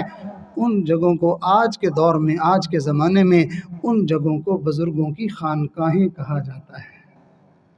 اللہ والوں کے پاس جا کے انسان جو بیعت کرتا ہے اور ان سے ذکر اذکار کا سبق لے کر اس پر پھر محنت کرتا ہے تو پھر اس کے دل کی یہ کیفیات بنتی ہیں اور وہ صفات انسان کو نصیب ہوتی ہیں جو اللہ رب العزت کو پسند ہیں، جو اللہ کو محبوب ہیں۔ انسان اس محنت کو کرتے کرتے پھر اس مقام پر پہنچ جاتا ہے، وَالذَّاكِرِينَ اللَّهَ كَثِيرًا وَالذَّاكِرَاتِ۔ اسی وجہ سے بزرگوں نے فرمایا کہ یہ ذکر جو ہے یہ انسان کے اندر پچھلی تمام صفات کے پیدا کرنے کا سبب اور ذریعہ بن جاتا ہے۔ نبی علیہ السلام سے پوچھا گیا، اللہ کے نبی سب سے زیادہ اجر و ثواب کس مجاہد کو ملتا ہے؟ سب سے زیادہ اجر و ثواب کس مجاہد کو ملتا ہے؟ نبی علیہ السلام نے فرمایا جو سب سے زیادہ ذکر کرنے والا ہے۔ پھر پوچھا اللہ کے نبی سب سے زیادہ روزہ رکھنے کا ثواب کس کو ملتا ہے؟ آپ نے ارشاد فرمایا جو سب سے زیادہ اللہ کا ذکر کرنے والا ہے۔ اللہ کے نبی سب سے زیادہ نماز پڑھنے کا ثواب کس کو ملتا ہے؟ آپ نے ارشاد فرمایا جو سب سے زیادہ اللہ کا ذکر کرنے والا ہے۔ پوچھا اللہ کے نبی سب سے زیادہ صدقہ کرنے کا ثواب کس کو ملتا ہے؟ آپ نے ارشاد فرمایا جو سب سے زیادہ اللہ کا ذکر کرنے والا ہے۔ جو بندہ ذکر کی دولت سے آراستہ ہو جاتا ہے، یوں سمجھیے اللہ تعالیٰ کی طرف سے سعادتوں کے دروازے اس کے اوپر کھول دیے جاتے ہیں، خیریں اس کی طرف لپکتی ہیں، خیریں اس کی طرف بڑھتی ہیں، اور انسان دن بدن اللہ کے قریب سے قریب تر ہوتا چلا جاتا ہے، یہاں تک کہ اس ذکر کی وجہ سے انسان کو اللہ کی دوستی اور اللہ کا تعلق نصیب ہو جاتا ہے۔ آئیے ہم بھی اپنے دل میں نیت کریں، ارادہ کریں کہ انشاءاللہ اس ذکر والی محنت کے ذریعے سے ہم اپنے دلوں کو مانجیں گے اور اپنے دلوں کو جو ہے وہ اللہ کی محبت سے روشن اور منور کریں گے، اور اپنے اندر اللہ کی پسندیدہ صفات کو پیدا کرنے کی کوشش کریں گے۔ اللہ رب العزت ہم سب کا آنا، مل بیٹھنا، کہنا سننا سب اپنی بارگاہ میں قبول فرمائے۔ وآخر دعوانا ان الحمد للہ رب العالمین۔ سارے دوست زندگی کے پچھلے تمام گناہوں سے پکی سچی توبہ کر لیں اور آئندہ سچی اور سچی اسلامی ایمانی قرآنی زندگی گزارنے کا دل میں عزم اور ارادہ فرما لیں، توبہ کی نیت فرما لیں، اور جو حضرات پہلے سے بیعت ہیں سلسلے میں وہ اپنی بیعت کو تازہ فرما لیں، تجدید بیعت فرما لیں، اور آئندہ سے سلسلے کے اعمال اور اذکار کو خوب محنت کے ساتھ کرنے کی نیت اور ارادہ فرمائیں، اور جو پہلے سے بیعت نہیں اب جو ہے وہ سلسلے میں بیعت ہو کر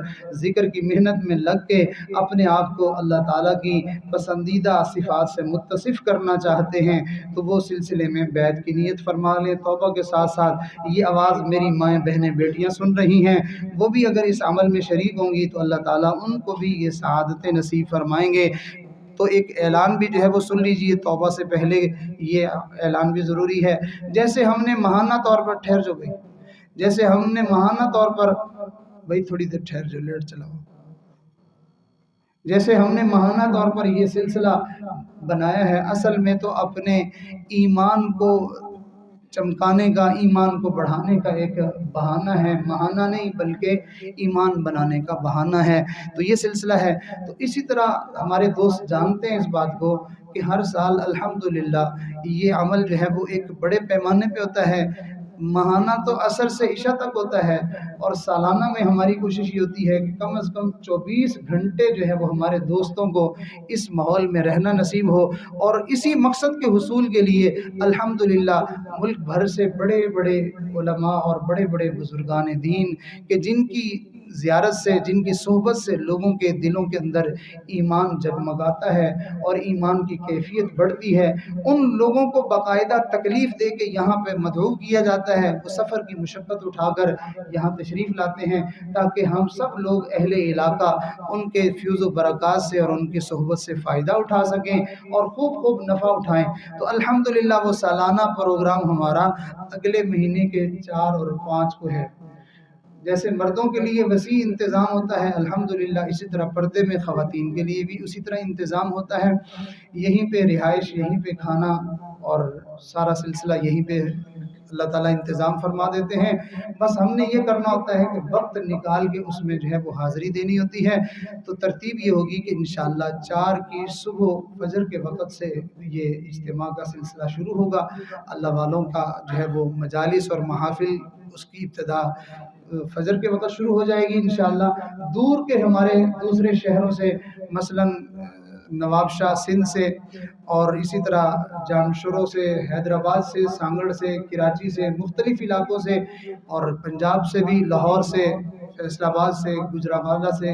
گوجرا سے، جھنگ سے، ملتان سے، کبیر والا سے، بھاولپور سے، مختلف علاقوں سے اور سرحد سے بھی الحمدللہ ہمارے احباب مہمان تشریف لاتے ہیں۔ وہ مہمان تو ہمیں اللہ کی رحمت سے امید ہے کہ انشاءاللہ ہفتے کی صبح سے پہلے ہی رات میں ہی انشاءاللہ پہنچ جائیں گے۔ تو مقامی حضرات کی خدمت میں درخواست ہے کہ وہ بھی کوشش فرمائیں کہ فجر کی نماز ہفتے والے دن 4 مارچ کی یہاں پہ ادا فرما لیں، تاکہ یہ پورا دورانیہ جو ہے وہ ہمیں ایک مبارک ماحول نصیب ہو جائے۔ یہ سلسلہ چلتا رہے گا انشاءاللہ، اور اتوار کی دوپہر ظہر تک انشاءاللہ یہ اختتام پذیر ہوگا۔ اختتامی دعا ظہر سے پہلے ہو جائے گی انشاءاللہ۔ تو سب حضرات جو ہے وہ خود بھی تشریف لائیں، اور جتنا زیادہ سے زیادہ ہو سکے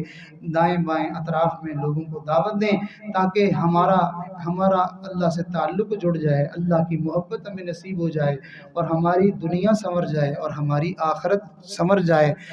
اگر کوئی بندہ کسی کا بھلا کرے،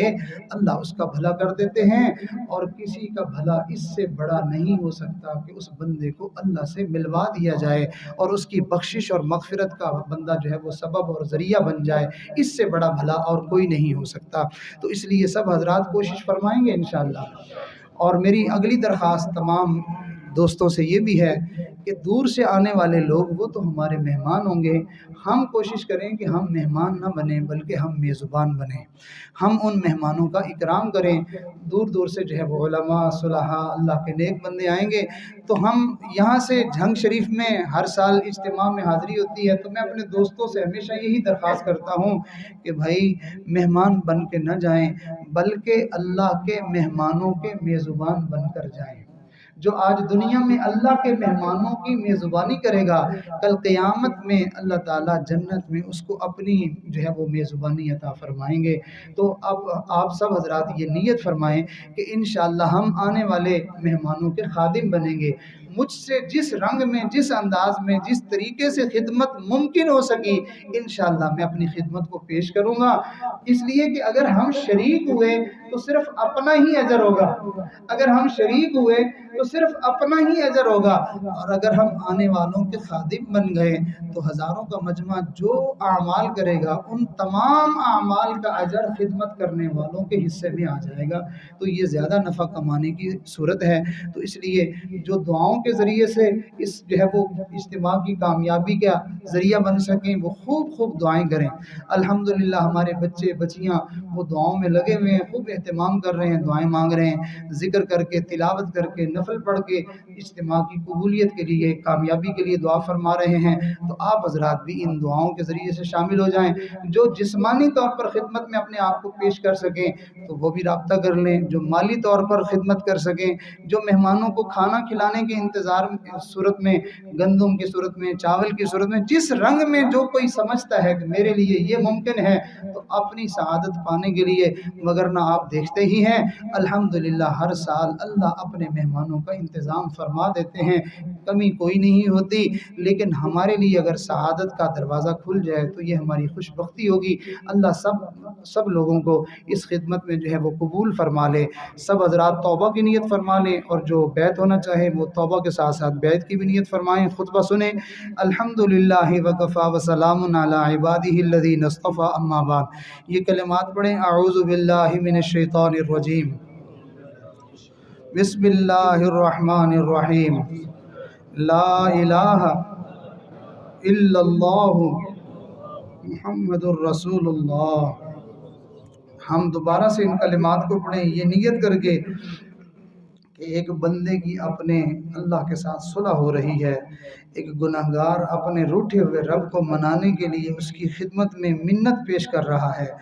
اعوذ باللہ من الشیطان الرجیم، بسم اللہ الرحمن الرحیم، لا الہ الا اللہ محمد الرسول اللہ۔ آمنت باللہ وملائکتہ وکتبہ ورسلہ والیوم الآخر والقدر خیرہ وشرہ من اللہ تعالی والبعث بعد الموت۔ آمنت باللہ کما ہوا باسمائہ وصفاتہ وقبلت جمیع احکامہ،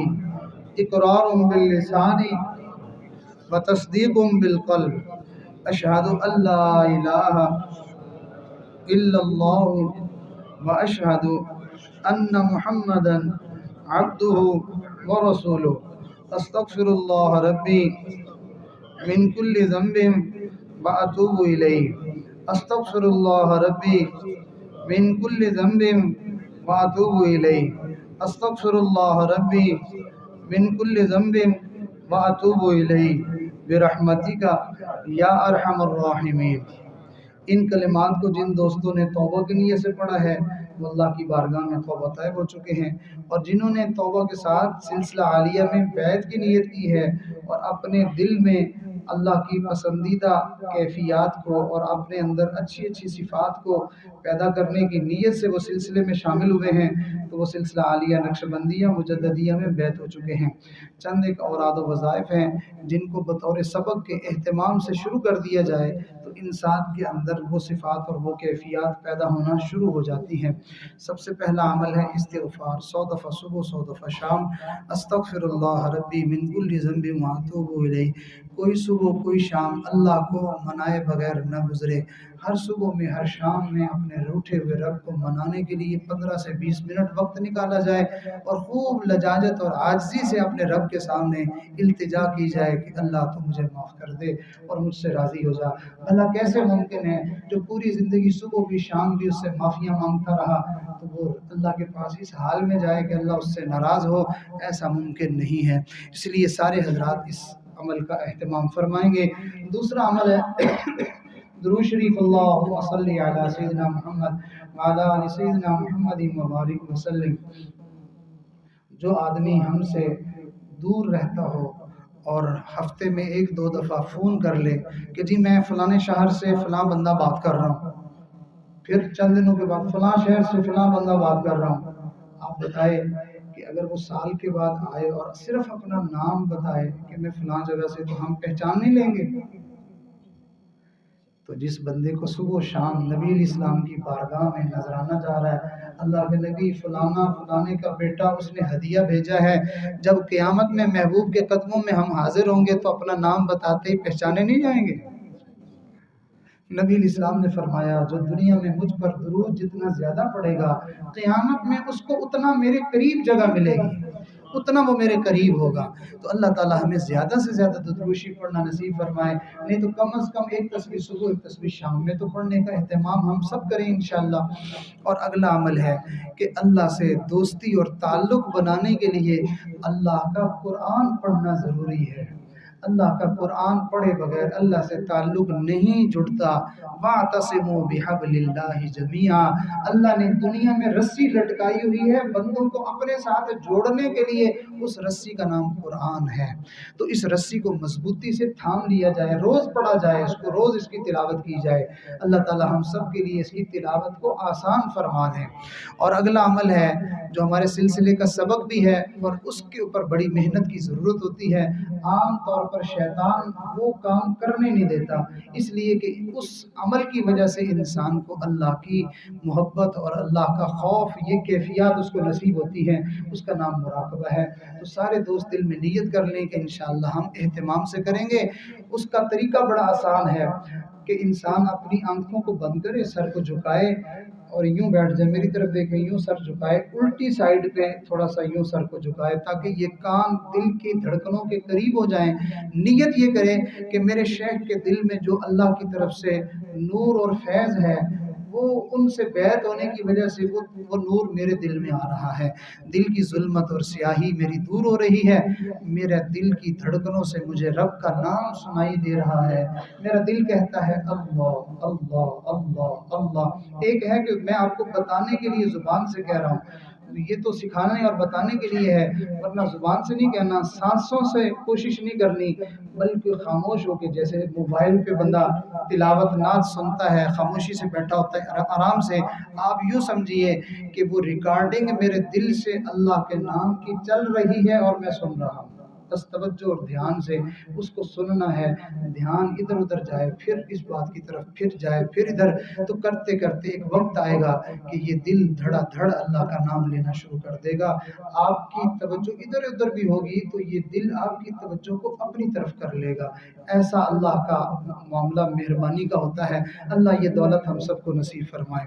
اور چلتے پھرتے اٹھتے بیٹھتے سوچوں میں خیالوں میں اللہ کو یاد کریں. اور چھٹا عمل جو بہت ہی ضروری ہے ان تمام اعمال میں سب سے اہم ہے، وہ یہ ہے کہ بزرگوں کے پاس آنے سننے اور ان کے پاس بیٹھنے سے ہی تو یہ کچھ ملتا ہے. لہٰذا ان کے ساتھ زیادہ تعلق رکھا جائے، زیادہ محبت اور زیادہ آنا جانا اور رابطہ ہو. جس بندے کو جتنا زیادہ تعلق ملتا ہے اتنا زیادہ اللہ تعالیٰ کی طرف سے اس کے اوپر مہربانیوں کا معاملہ ہوتا ہے. تو اللہ تعالیٰ اپنے دوستوں کی ہمیں دوستی عطا فرمائے اور ان کے قدموں میں اللہ تعالیٰ ہمیں دنیا اور آخرت میں جگہ عطا فرمائے. تھوڑی دیر کے لیے سب حضرات اسی دل والے ذکر کی مشق کر لیں، پھر انشاءاللہ ہم اللہ کی بارگاہ میں مل کے دعا کریں گے. تمام دوست آنکھوں کو بند فرما لیں اور سروں کو جھکا لیں. دنیا اور جو کچھ دنیا میں ہے سب کچھ دل سے نکال کے ایک اللہ کی یاد کو دل میں جگہ دیں، دل میں اس کو بسائیں. یہ نیت فرمائیں کہ اس دل کے اوپر اللہ تعالیٰ کی طرف سے اللہ والوں کے دلوں سے ہوتا ہوا نور اور فیض میرے دل میں آ رہا ہے. دل کی ظلمت و سیاہی دور ہو رہی ہے اور میرے دل کی دھڑکنوں سے آواز آ رہی ہے جسے میں محسوس کر رہا ہوں. میرا دل کہتا ہے اللہ اللہ اللہ اللہ اللہ اللہ اللہ.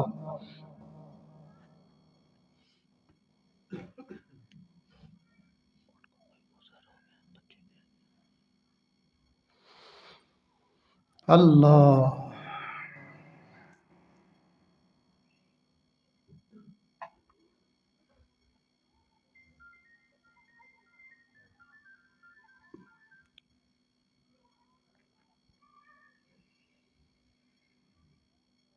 ہوا ہرس والا دل بدل دے، میرا غفلت میں ڈوبا دل بدل دے. ہوا ہرس والا دل بدل دے، میرا غفلت میں ڈوبا دل بدل دے.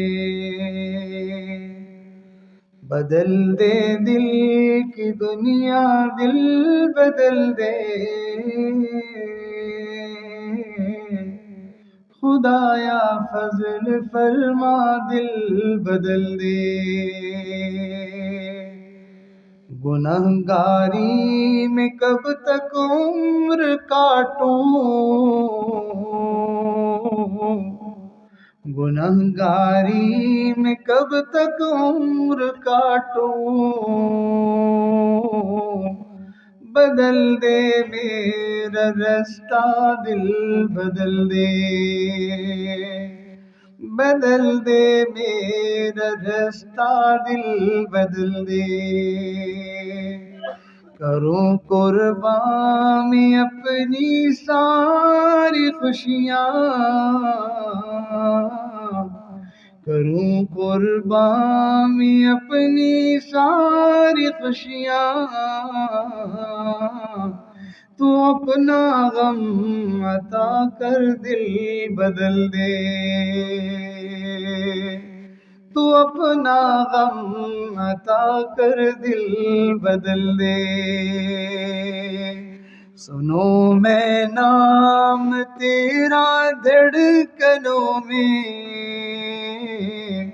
سنو میں نام تیرا دھڑکنوں میں، مزہ آ جائے مولا دل بدل دے. سنو میں نام تیرا دھڑکنوں میں، مزہ آ جائے مولا دل بدل دے. ہٹا لوں آنکھ اپنی ماں سوا سے، ہٹا لوں آنکھ اپنی ماں سوا سے، جیوں میں تیری خاطر دل بدل دے، جیوں میں تیری خاطر دل بدل دے، پڑا ہو تیرے در پر دل شکستہ، پڑا ہوں تیرے در پر دل شکستہ، رہوں کیوں دل شکستہ دل بدل دے، رہوں کیوں دل شکستہ دل بدل دے، تیرا ہو جاؤں بس اتنی آرزو ہے، اللہ تیرے ہو جائیں بس اتنی آرزو ہے، تیرا ہو جاؤں بس اتنی آرزو ہے، بس اتنی ہے، بس اتنی ہے تمنا دل بدل دے، بس اتنی ہے تمنا دل بدل دے، میری فریاد سن لے میرے مولا، اللہ آپ نے اس بدکاروں کو بھی تو اپنے نیک بندے کی صحبت سے ایک لمحے میں اس کے دل کی حالت کو بدل دیا تھا، اللہ ہم بدکاروں کو بھی تو بدل دے، میری فریاد سن لے میرے مولا، میری فریاد سن لے میرے مولا، بنا لے اپنا بندہ دل بدل دے، بنا لے اپنا بندہ دل بدل دے، گنہگاری میں کب تک عمر کاٹوں،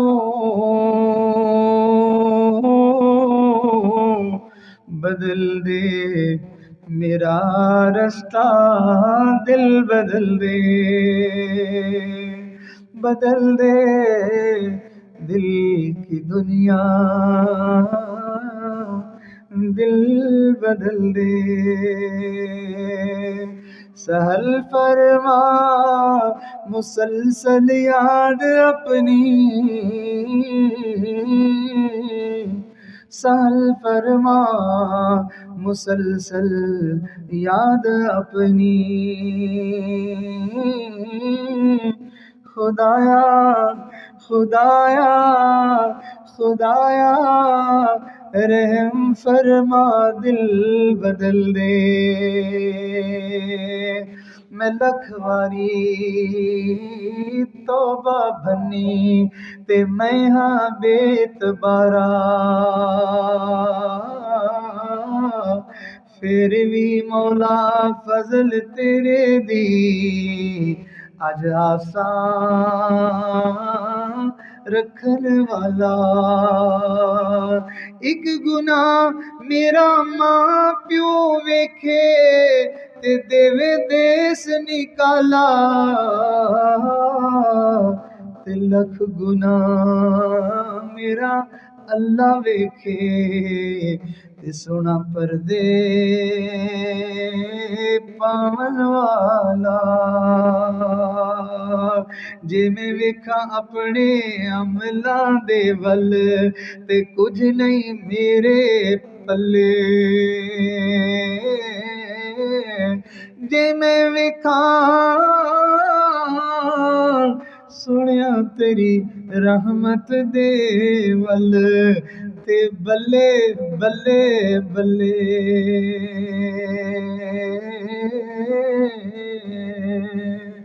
نبئ عبادی نبئ عبادی نبئ عبادی انی انا الغفور الرحیم. اللہ اللہ اللہ اللہ اللہ اللہ اللہ اللہ اللہ اللہ. لا الہ الا اللہ محمد الرسول اللہ. دنیا میں جب تک زندہ ہیں بڑا موقع ہے. اللہ کو صبح منا لو، اللہ کو شام منا لو، جوانی میں منا لو، بڑھاپے میں منا لو، زندگی کے آخری سانس تک اپنے رب کو منا لو. جو منا گیا وہ پا گیا، اور جو نہ منا سکا وہ برباد ہو گیا. میرے دوستو، وہ دنیا میں رہتے ہوئے بڑی جلدی مان جاتا ہے. ایک ندامت کے آنسو پر وہ ساری ناراضگیاں چھوڑنے کو تیار ہو جاتا ہے. وہ سارے گناہوں کو، جرموں کو معاف کر دیتا ہے. وہ پوری زندگی کے گناہوں کو مٹا دیتا ہے. بعض دفعہ تو وہ اپنے سامنے رونے والوں پر ایسا کچھ مہربان ہوتا ہے کہ ان کی ساری زندگی کے گناہوں کو نیکیاں ہی بنا دیتا ہے.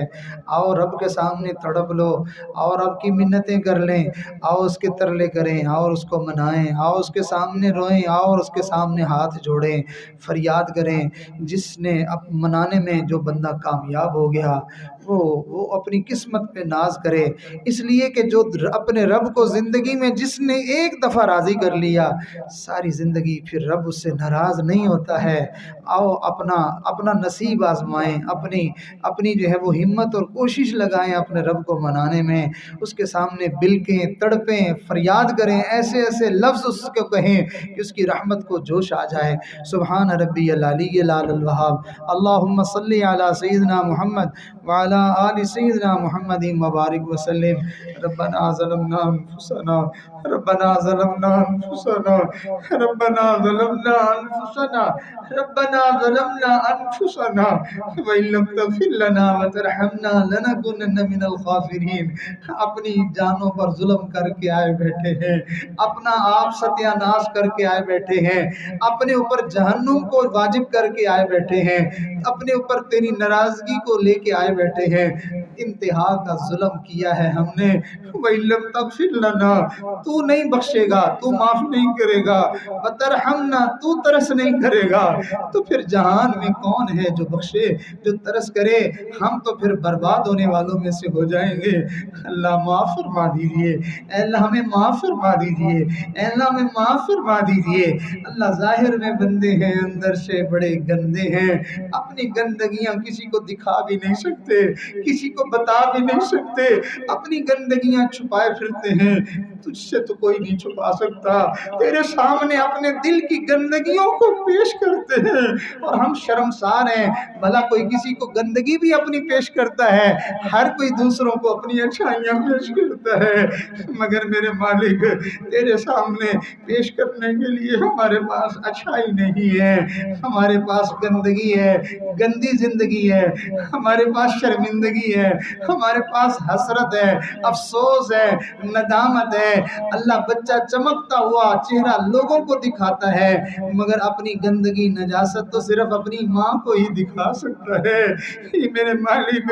تو ماں سے بھی بڑھ کر پیار کرنے والا ہے. ہم اپنے گناہوں کی گندگیاں لے کے کس کے سامنے جائیں؟ میرے مالک ہمیں پتہ ہے ہماری زندگی ایسی ہے. اگر ہمیں آپشن دے دی جائے کہ تم چاہو تو تمہاری زندگی کی فلم بنا کے لوگوں کو دکھا دی جائے، اور تم چاہو تو تمہاری فلم تمہارے لوگوں کو نہ دکھائی جائے بلکہ تمہیں زمین میں گاڑ دیا جائے. اللہ ہم جو ہے زمین میں دھنسنے کو شاید جو ہے وہ اس پہ تیار ہو جائیں، لیکن ہم اس بات پہ تیار نہ ہو کہ میری زندگی لوگ دیکھیں. یا اللہ تو نے پردے ڈالے ہوئے ہیں، یا اللہ تو نے ہمیں چھپایا ہوا ہے. اللہ اس گندگی کے ڈھیر کو تو نے اپنی ستاری کی چادر میں چھپا لیا ہے. اللہ چھپائے رکھنا، معاف کر دینا، درگزر درگزر فرما دینا، بخش دینا۔ یا اللہ مہربانی فرما، مہربانی فرما، اے اللہ مہربانی فرما۔ تو نے حکم دیا اچھے بروں کی برائیوں کے اوپر پردے ڈالیں، کوئی کسی کی برائی کو ظاہر نہ کرے۔ اللہ ہمیں حکم ہے، ہم کم ظرف لوگوں کو، کم حوصلہ لوگوں کو یہ حکم ہے ہم کسی کی برائی ظاہر نہ کریں۔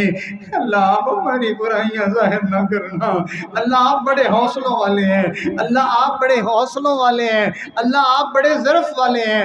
آپ ہماری برائیاں کسی پر ظاہر نہ کرنا۔ اللہ آپ معاف کر دینا، دنیا میں جیسے تو نے پردے رکھے ہیں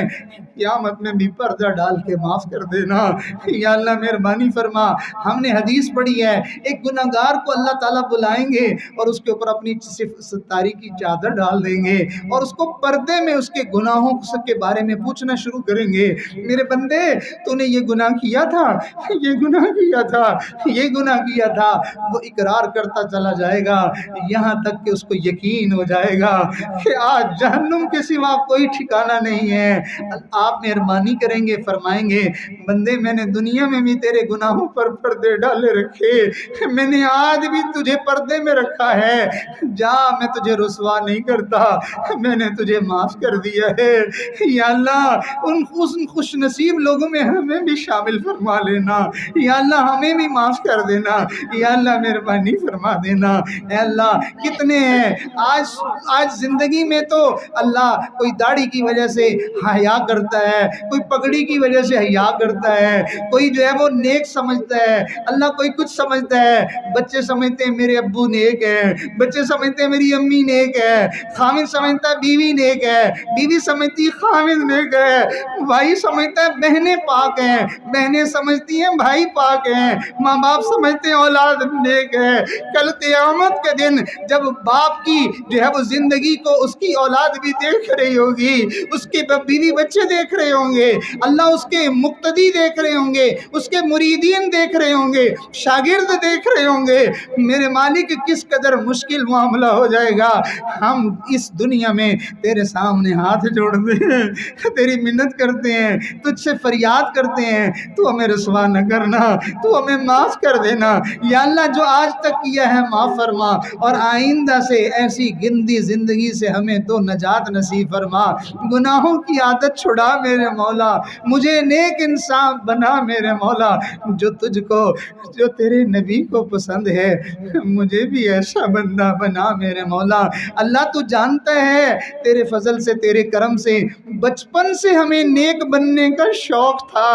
اللہ اتنے بڑے ہو گئے آج تک نیک نہیں بن سکے۔ اللہ یوں ہی ہمیں موت نہ دے دینا، اللہ یوں ہی موت نہ دے دینا، اسی تمنا اور اسی آرزو کے ساتھ موت نہ دینا۔ اللہ ہماری یہ تمنا پوری بھی کر دے، یہ آرزو پوری بھی کر دے، ہمیں نیک بنا دے، ہم سے نیک نہیں بنا جاتا، ایک نیکی کرتے ہیں شیطان 10 گناہ کروا دیتا ہے۔ اے اللہ مہربانی فرما، صبح توبہ کرتے ہیں شام تک وہ ٹوٹی پڑی ہوتی ہے، شام کو توبہ کرتے ہیں صبح سے پہلے توڑ لیتے ہیں۔ یا اللہ نہ آنکھ قابو میں ہے، نہ زبان قابو میں ہے، نہ دل دماغ قابو میں ہے، ہم جائیں تو کہاں جائیں، ہم کریں تو کیا کریں،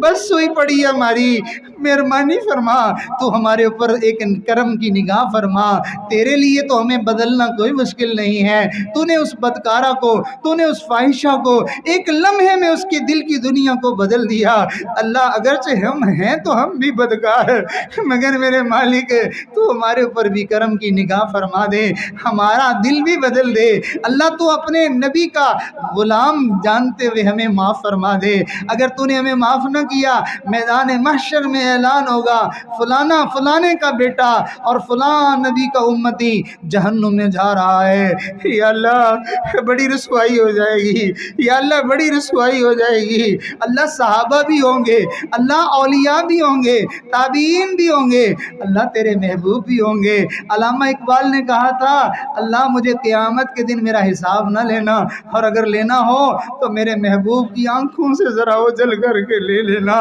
وہ کملی والا کیا کہے گا کہ تجھے مجھ سے حیا نہ آئی، تجھے میرا لحاظ نہ آیا، تجھے میرا خیال نہ آیا۔ یا اللہ ہم بڑے گندے ہیں، بڑے بے لحاظے ہیں، اے اللہ اے میرے مالک مہربانی کر دے، ہمیں اپنے نبی کے سامنے شرمندہ ہونے سے بچا لے،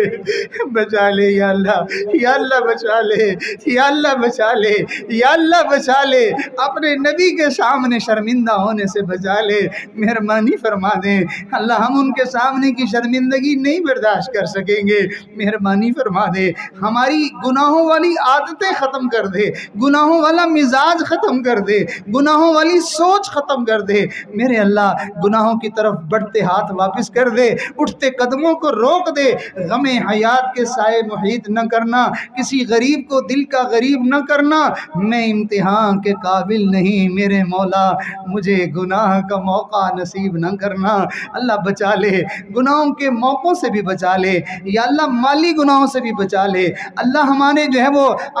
جسمانی گناہوں سے بھی بچا لے، اللہ قولی گناہوں سے بھی بچا لے، اللہ فعلی گناہوں سے بھی بچا لے، اللہ جلوت کے گناہوں سے بھی بچا لے، اللہ خلوت کے گناہوں سے بھی بچا لے، یا اللہ جوانی کے گناہوں سے بھی بچا لے، اللہ بڑھاپے کے گناہوں سے بھی بچا لے، یا اللہ خوشی کے گناہوں سے بھی بچا لے، اللہ غمی کے گناہوں سے بھی بچا لے، امیری کے گناہوں سے بھی بچا لے، غریبی کے گناہوں سے بھی بچا لے، یا اللہ مہربانی کر دے، ہمارے اوپر احسان کر دے، اے میرے اللہ مہربانی فرما، اے اللہ تیرے بندے آئے ہیں، تیری بندیاں آئی ہیں، تو جانتا ہے تیری رضا کے سوا یہاں کچھ نہیں لینے آئے، یہاں تجھے راضی کرنے آئے ہیں، اور راضی کرنے کا ہمیں ڈھنگ نہیں آتا ہے، ہمارے پاس وہ لفظ نہیں ہے، ہمارے پاس وہ دل کی تڑپ نہیں ہے، اللہ کھوٹا مال ہے، اے اللہ یوسف علیہ السلام کے بھائی کو جو ہے وہ کھوٹے سکے لیے پھرتے تھے اور کہہ رہے تھے کہ ہمیں جو ہے وہ غلہ پورا دے دو، ہمارے پاس جو ہے وہ اجرت پوری نہیں ہے، وتصدق علینا، ہمارے اوپر صدقہ خیرات کر دو، یا اللہ ہمارے پاس کوئی نیکی نہیں ہے، آپ ہمارے اوپر اپنی رضا کی خیرات کر دیں، صدقہ کر دیں، صدقے میں اپنی رضا دے دیں، صدقے میں بخشش دے دیں، صدقے میں مغفرت دے دیں، اللہ صدقے میں ہمیں جنت دے دیں، یا اللہ مہربانی فرما دیں، یا اللہ مہربانی فرما دیں، کرم کی نگاہ فرما، اے اللہ بیماروں کو شفا عطا فرما، قرض داروں کو قرضوں سے خلاصی نصیب فرما، تنگ دستوں کی تنگیاں دور فرما، بے روزگاروں کو اچھے روزگار عطا فرما، اللہ بے گھروں کو اپنے گھر عطا فرما، بے اولادوں کو نیک اولاد عطا فرما، اولاد والوں کی اولادیں نیک بنا، آنکھوں کی ٹھنڈک بنا، یا اللہ جو دل میں جو ارمان لے کے آیا ہے، جو آرزو لے کے آیا ہے، جو نیک تمنا لے کے آیا ہے، اس جو ہے وہ اللہ اس جو ہے وہ نیک جگہ کی برکت سے، میرے مالک نیک مجلس کی برکت سے، جہاں تیرے اولیاء کے قدم لگتے ہیں، جہاں تیرے دوستوں کا آنا ہوتا ہے، جس جگہ پر تجھے تیرے ساتھ تیرے بندوں کی صلح ہوتی ہے، تیرے بندے تجھے منانے کے لیے آتے ہیں، اللہ اس جگہ کی برکت سے آج سب کی نیک آرزوؤں کو پورا فرما دیجئے، رحمت کی نگاہ فرما دیجئے، اللہ کوئی دور سے آیا، کوئی قریب سے آیا، اللہ کوئی مشکل سے آیا، کوئی آسانی سے آیا، میرے مالک کوئی تنگی میں آیا، کوئی سہولت میں آیا، اللہ تو جانتا ہے کن کن جذبات سے، کن کن جو ہے وہ معاملات سے گزر کر تیرے بندے تیری رضا پانے آئے ہیں، اللہ تو مہربانی فرما، خالی نہ لوٹا، اللہ خالی نہ لوٹا، اللہ خالی نہ لوٹا، تیرا دروازہ بھی خالی جانے والا ہے کیا؟ تیرا در تو خالی جانے والا نہیں ہے، تیرا دروازہ تو خالی جانے والا نہیں ہے، اللہ بچہ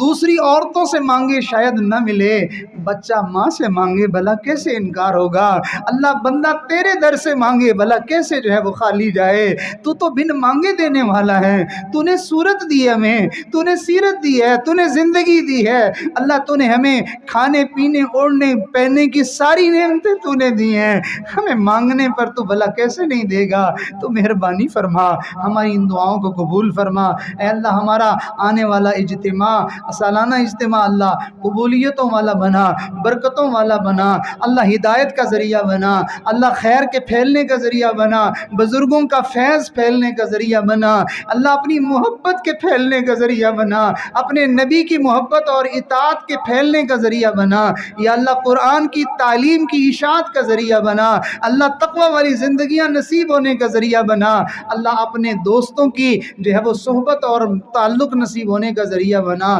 یا اللہ، ہم تیرا گھر بنا رہے ہیں، تو ہماری مدد فرما اللہ، اپنے گھر کے بننے میں ہماری مدد فرما اللہ، ہم تو اپنا گھر نہیں بنا سکتے اللہ، ہم تیرا گھر کیسے بنائیں یا اللہ، تو اپنا گھر بنوا دے، مہربانی فرما دے اللہ۔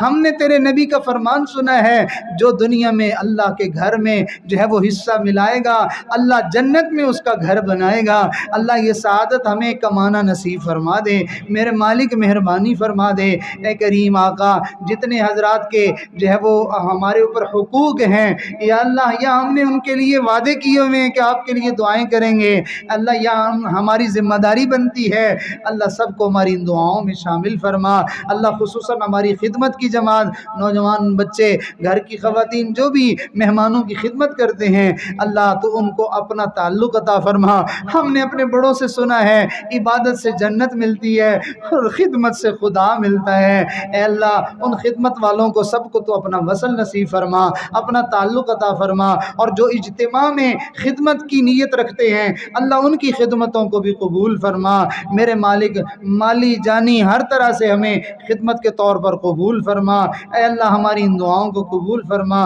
جو مانگا وہ بھی عطا فرما، نہیں مانگا وہ بھی عطا فرما، ہم نے تو سوچ کے مطابق مانگا ہے، تو ہماری مانگ نہ دیکھنا، اپنی شان کے مطابق دے دینا، اپنے خزانوں کے مطابق دے دینا، اپنی عزتوں کے بقدر دے دینا، اپنی شان اور وسعت کے مطابق عطا فرما دینا، ہماری دنیا بھی بنا، ہماری آخرت بھی بنا، اے اللہ ہماری ان دعاؤں کو قبول فرما۔ بہت سارے ہمارے تعلق والے اللہ جو تیرے گھر میں حاضری کی چاہت رکھتے ہیں میرے مالک، ہم نے دیکھا دنیا میں گلی محلے میں بچہ کھیلتا ہے، ماں دروازہ کھول کے کہتی ہے بیٹے کپڑے گندے ہو گئے، جسم گندا ہو گیا، میلا ہو گیا، آ جاؤ میں اپنے بیٹے کو صاف کر دوں، ماں میلے بچے کو گھر بلا کے صاف کر دیتی ہے اللہ، ہم بھی تو ان گلیوں محلوں میں رہتے رہتے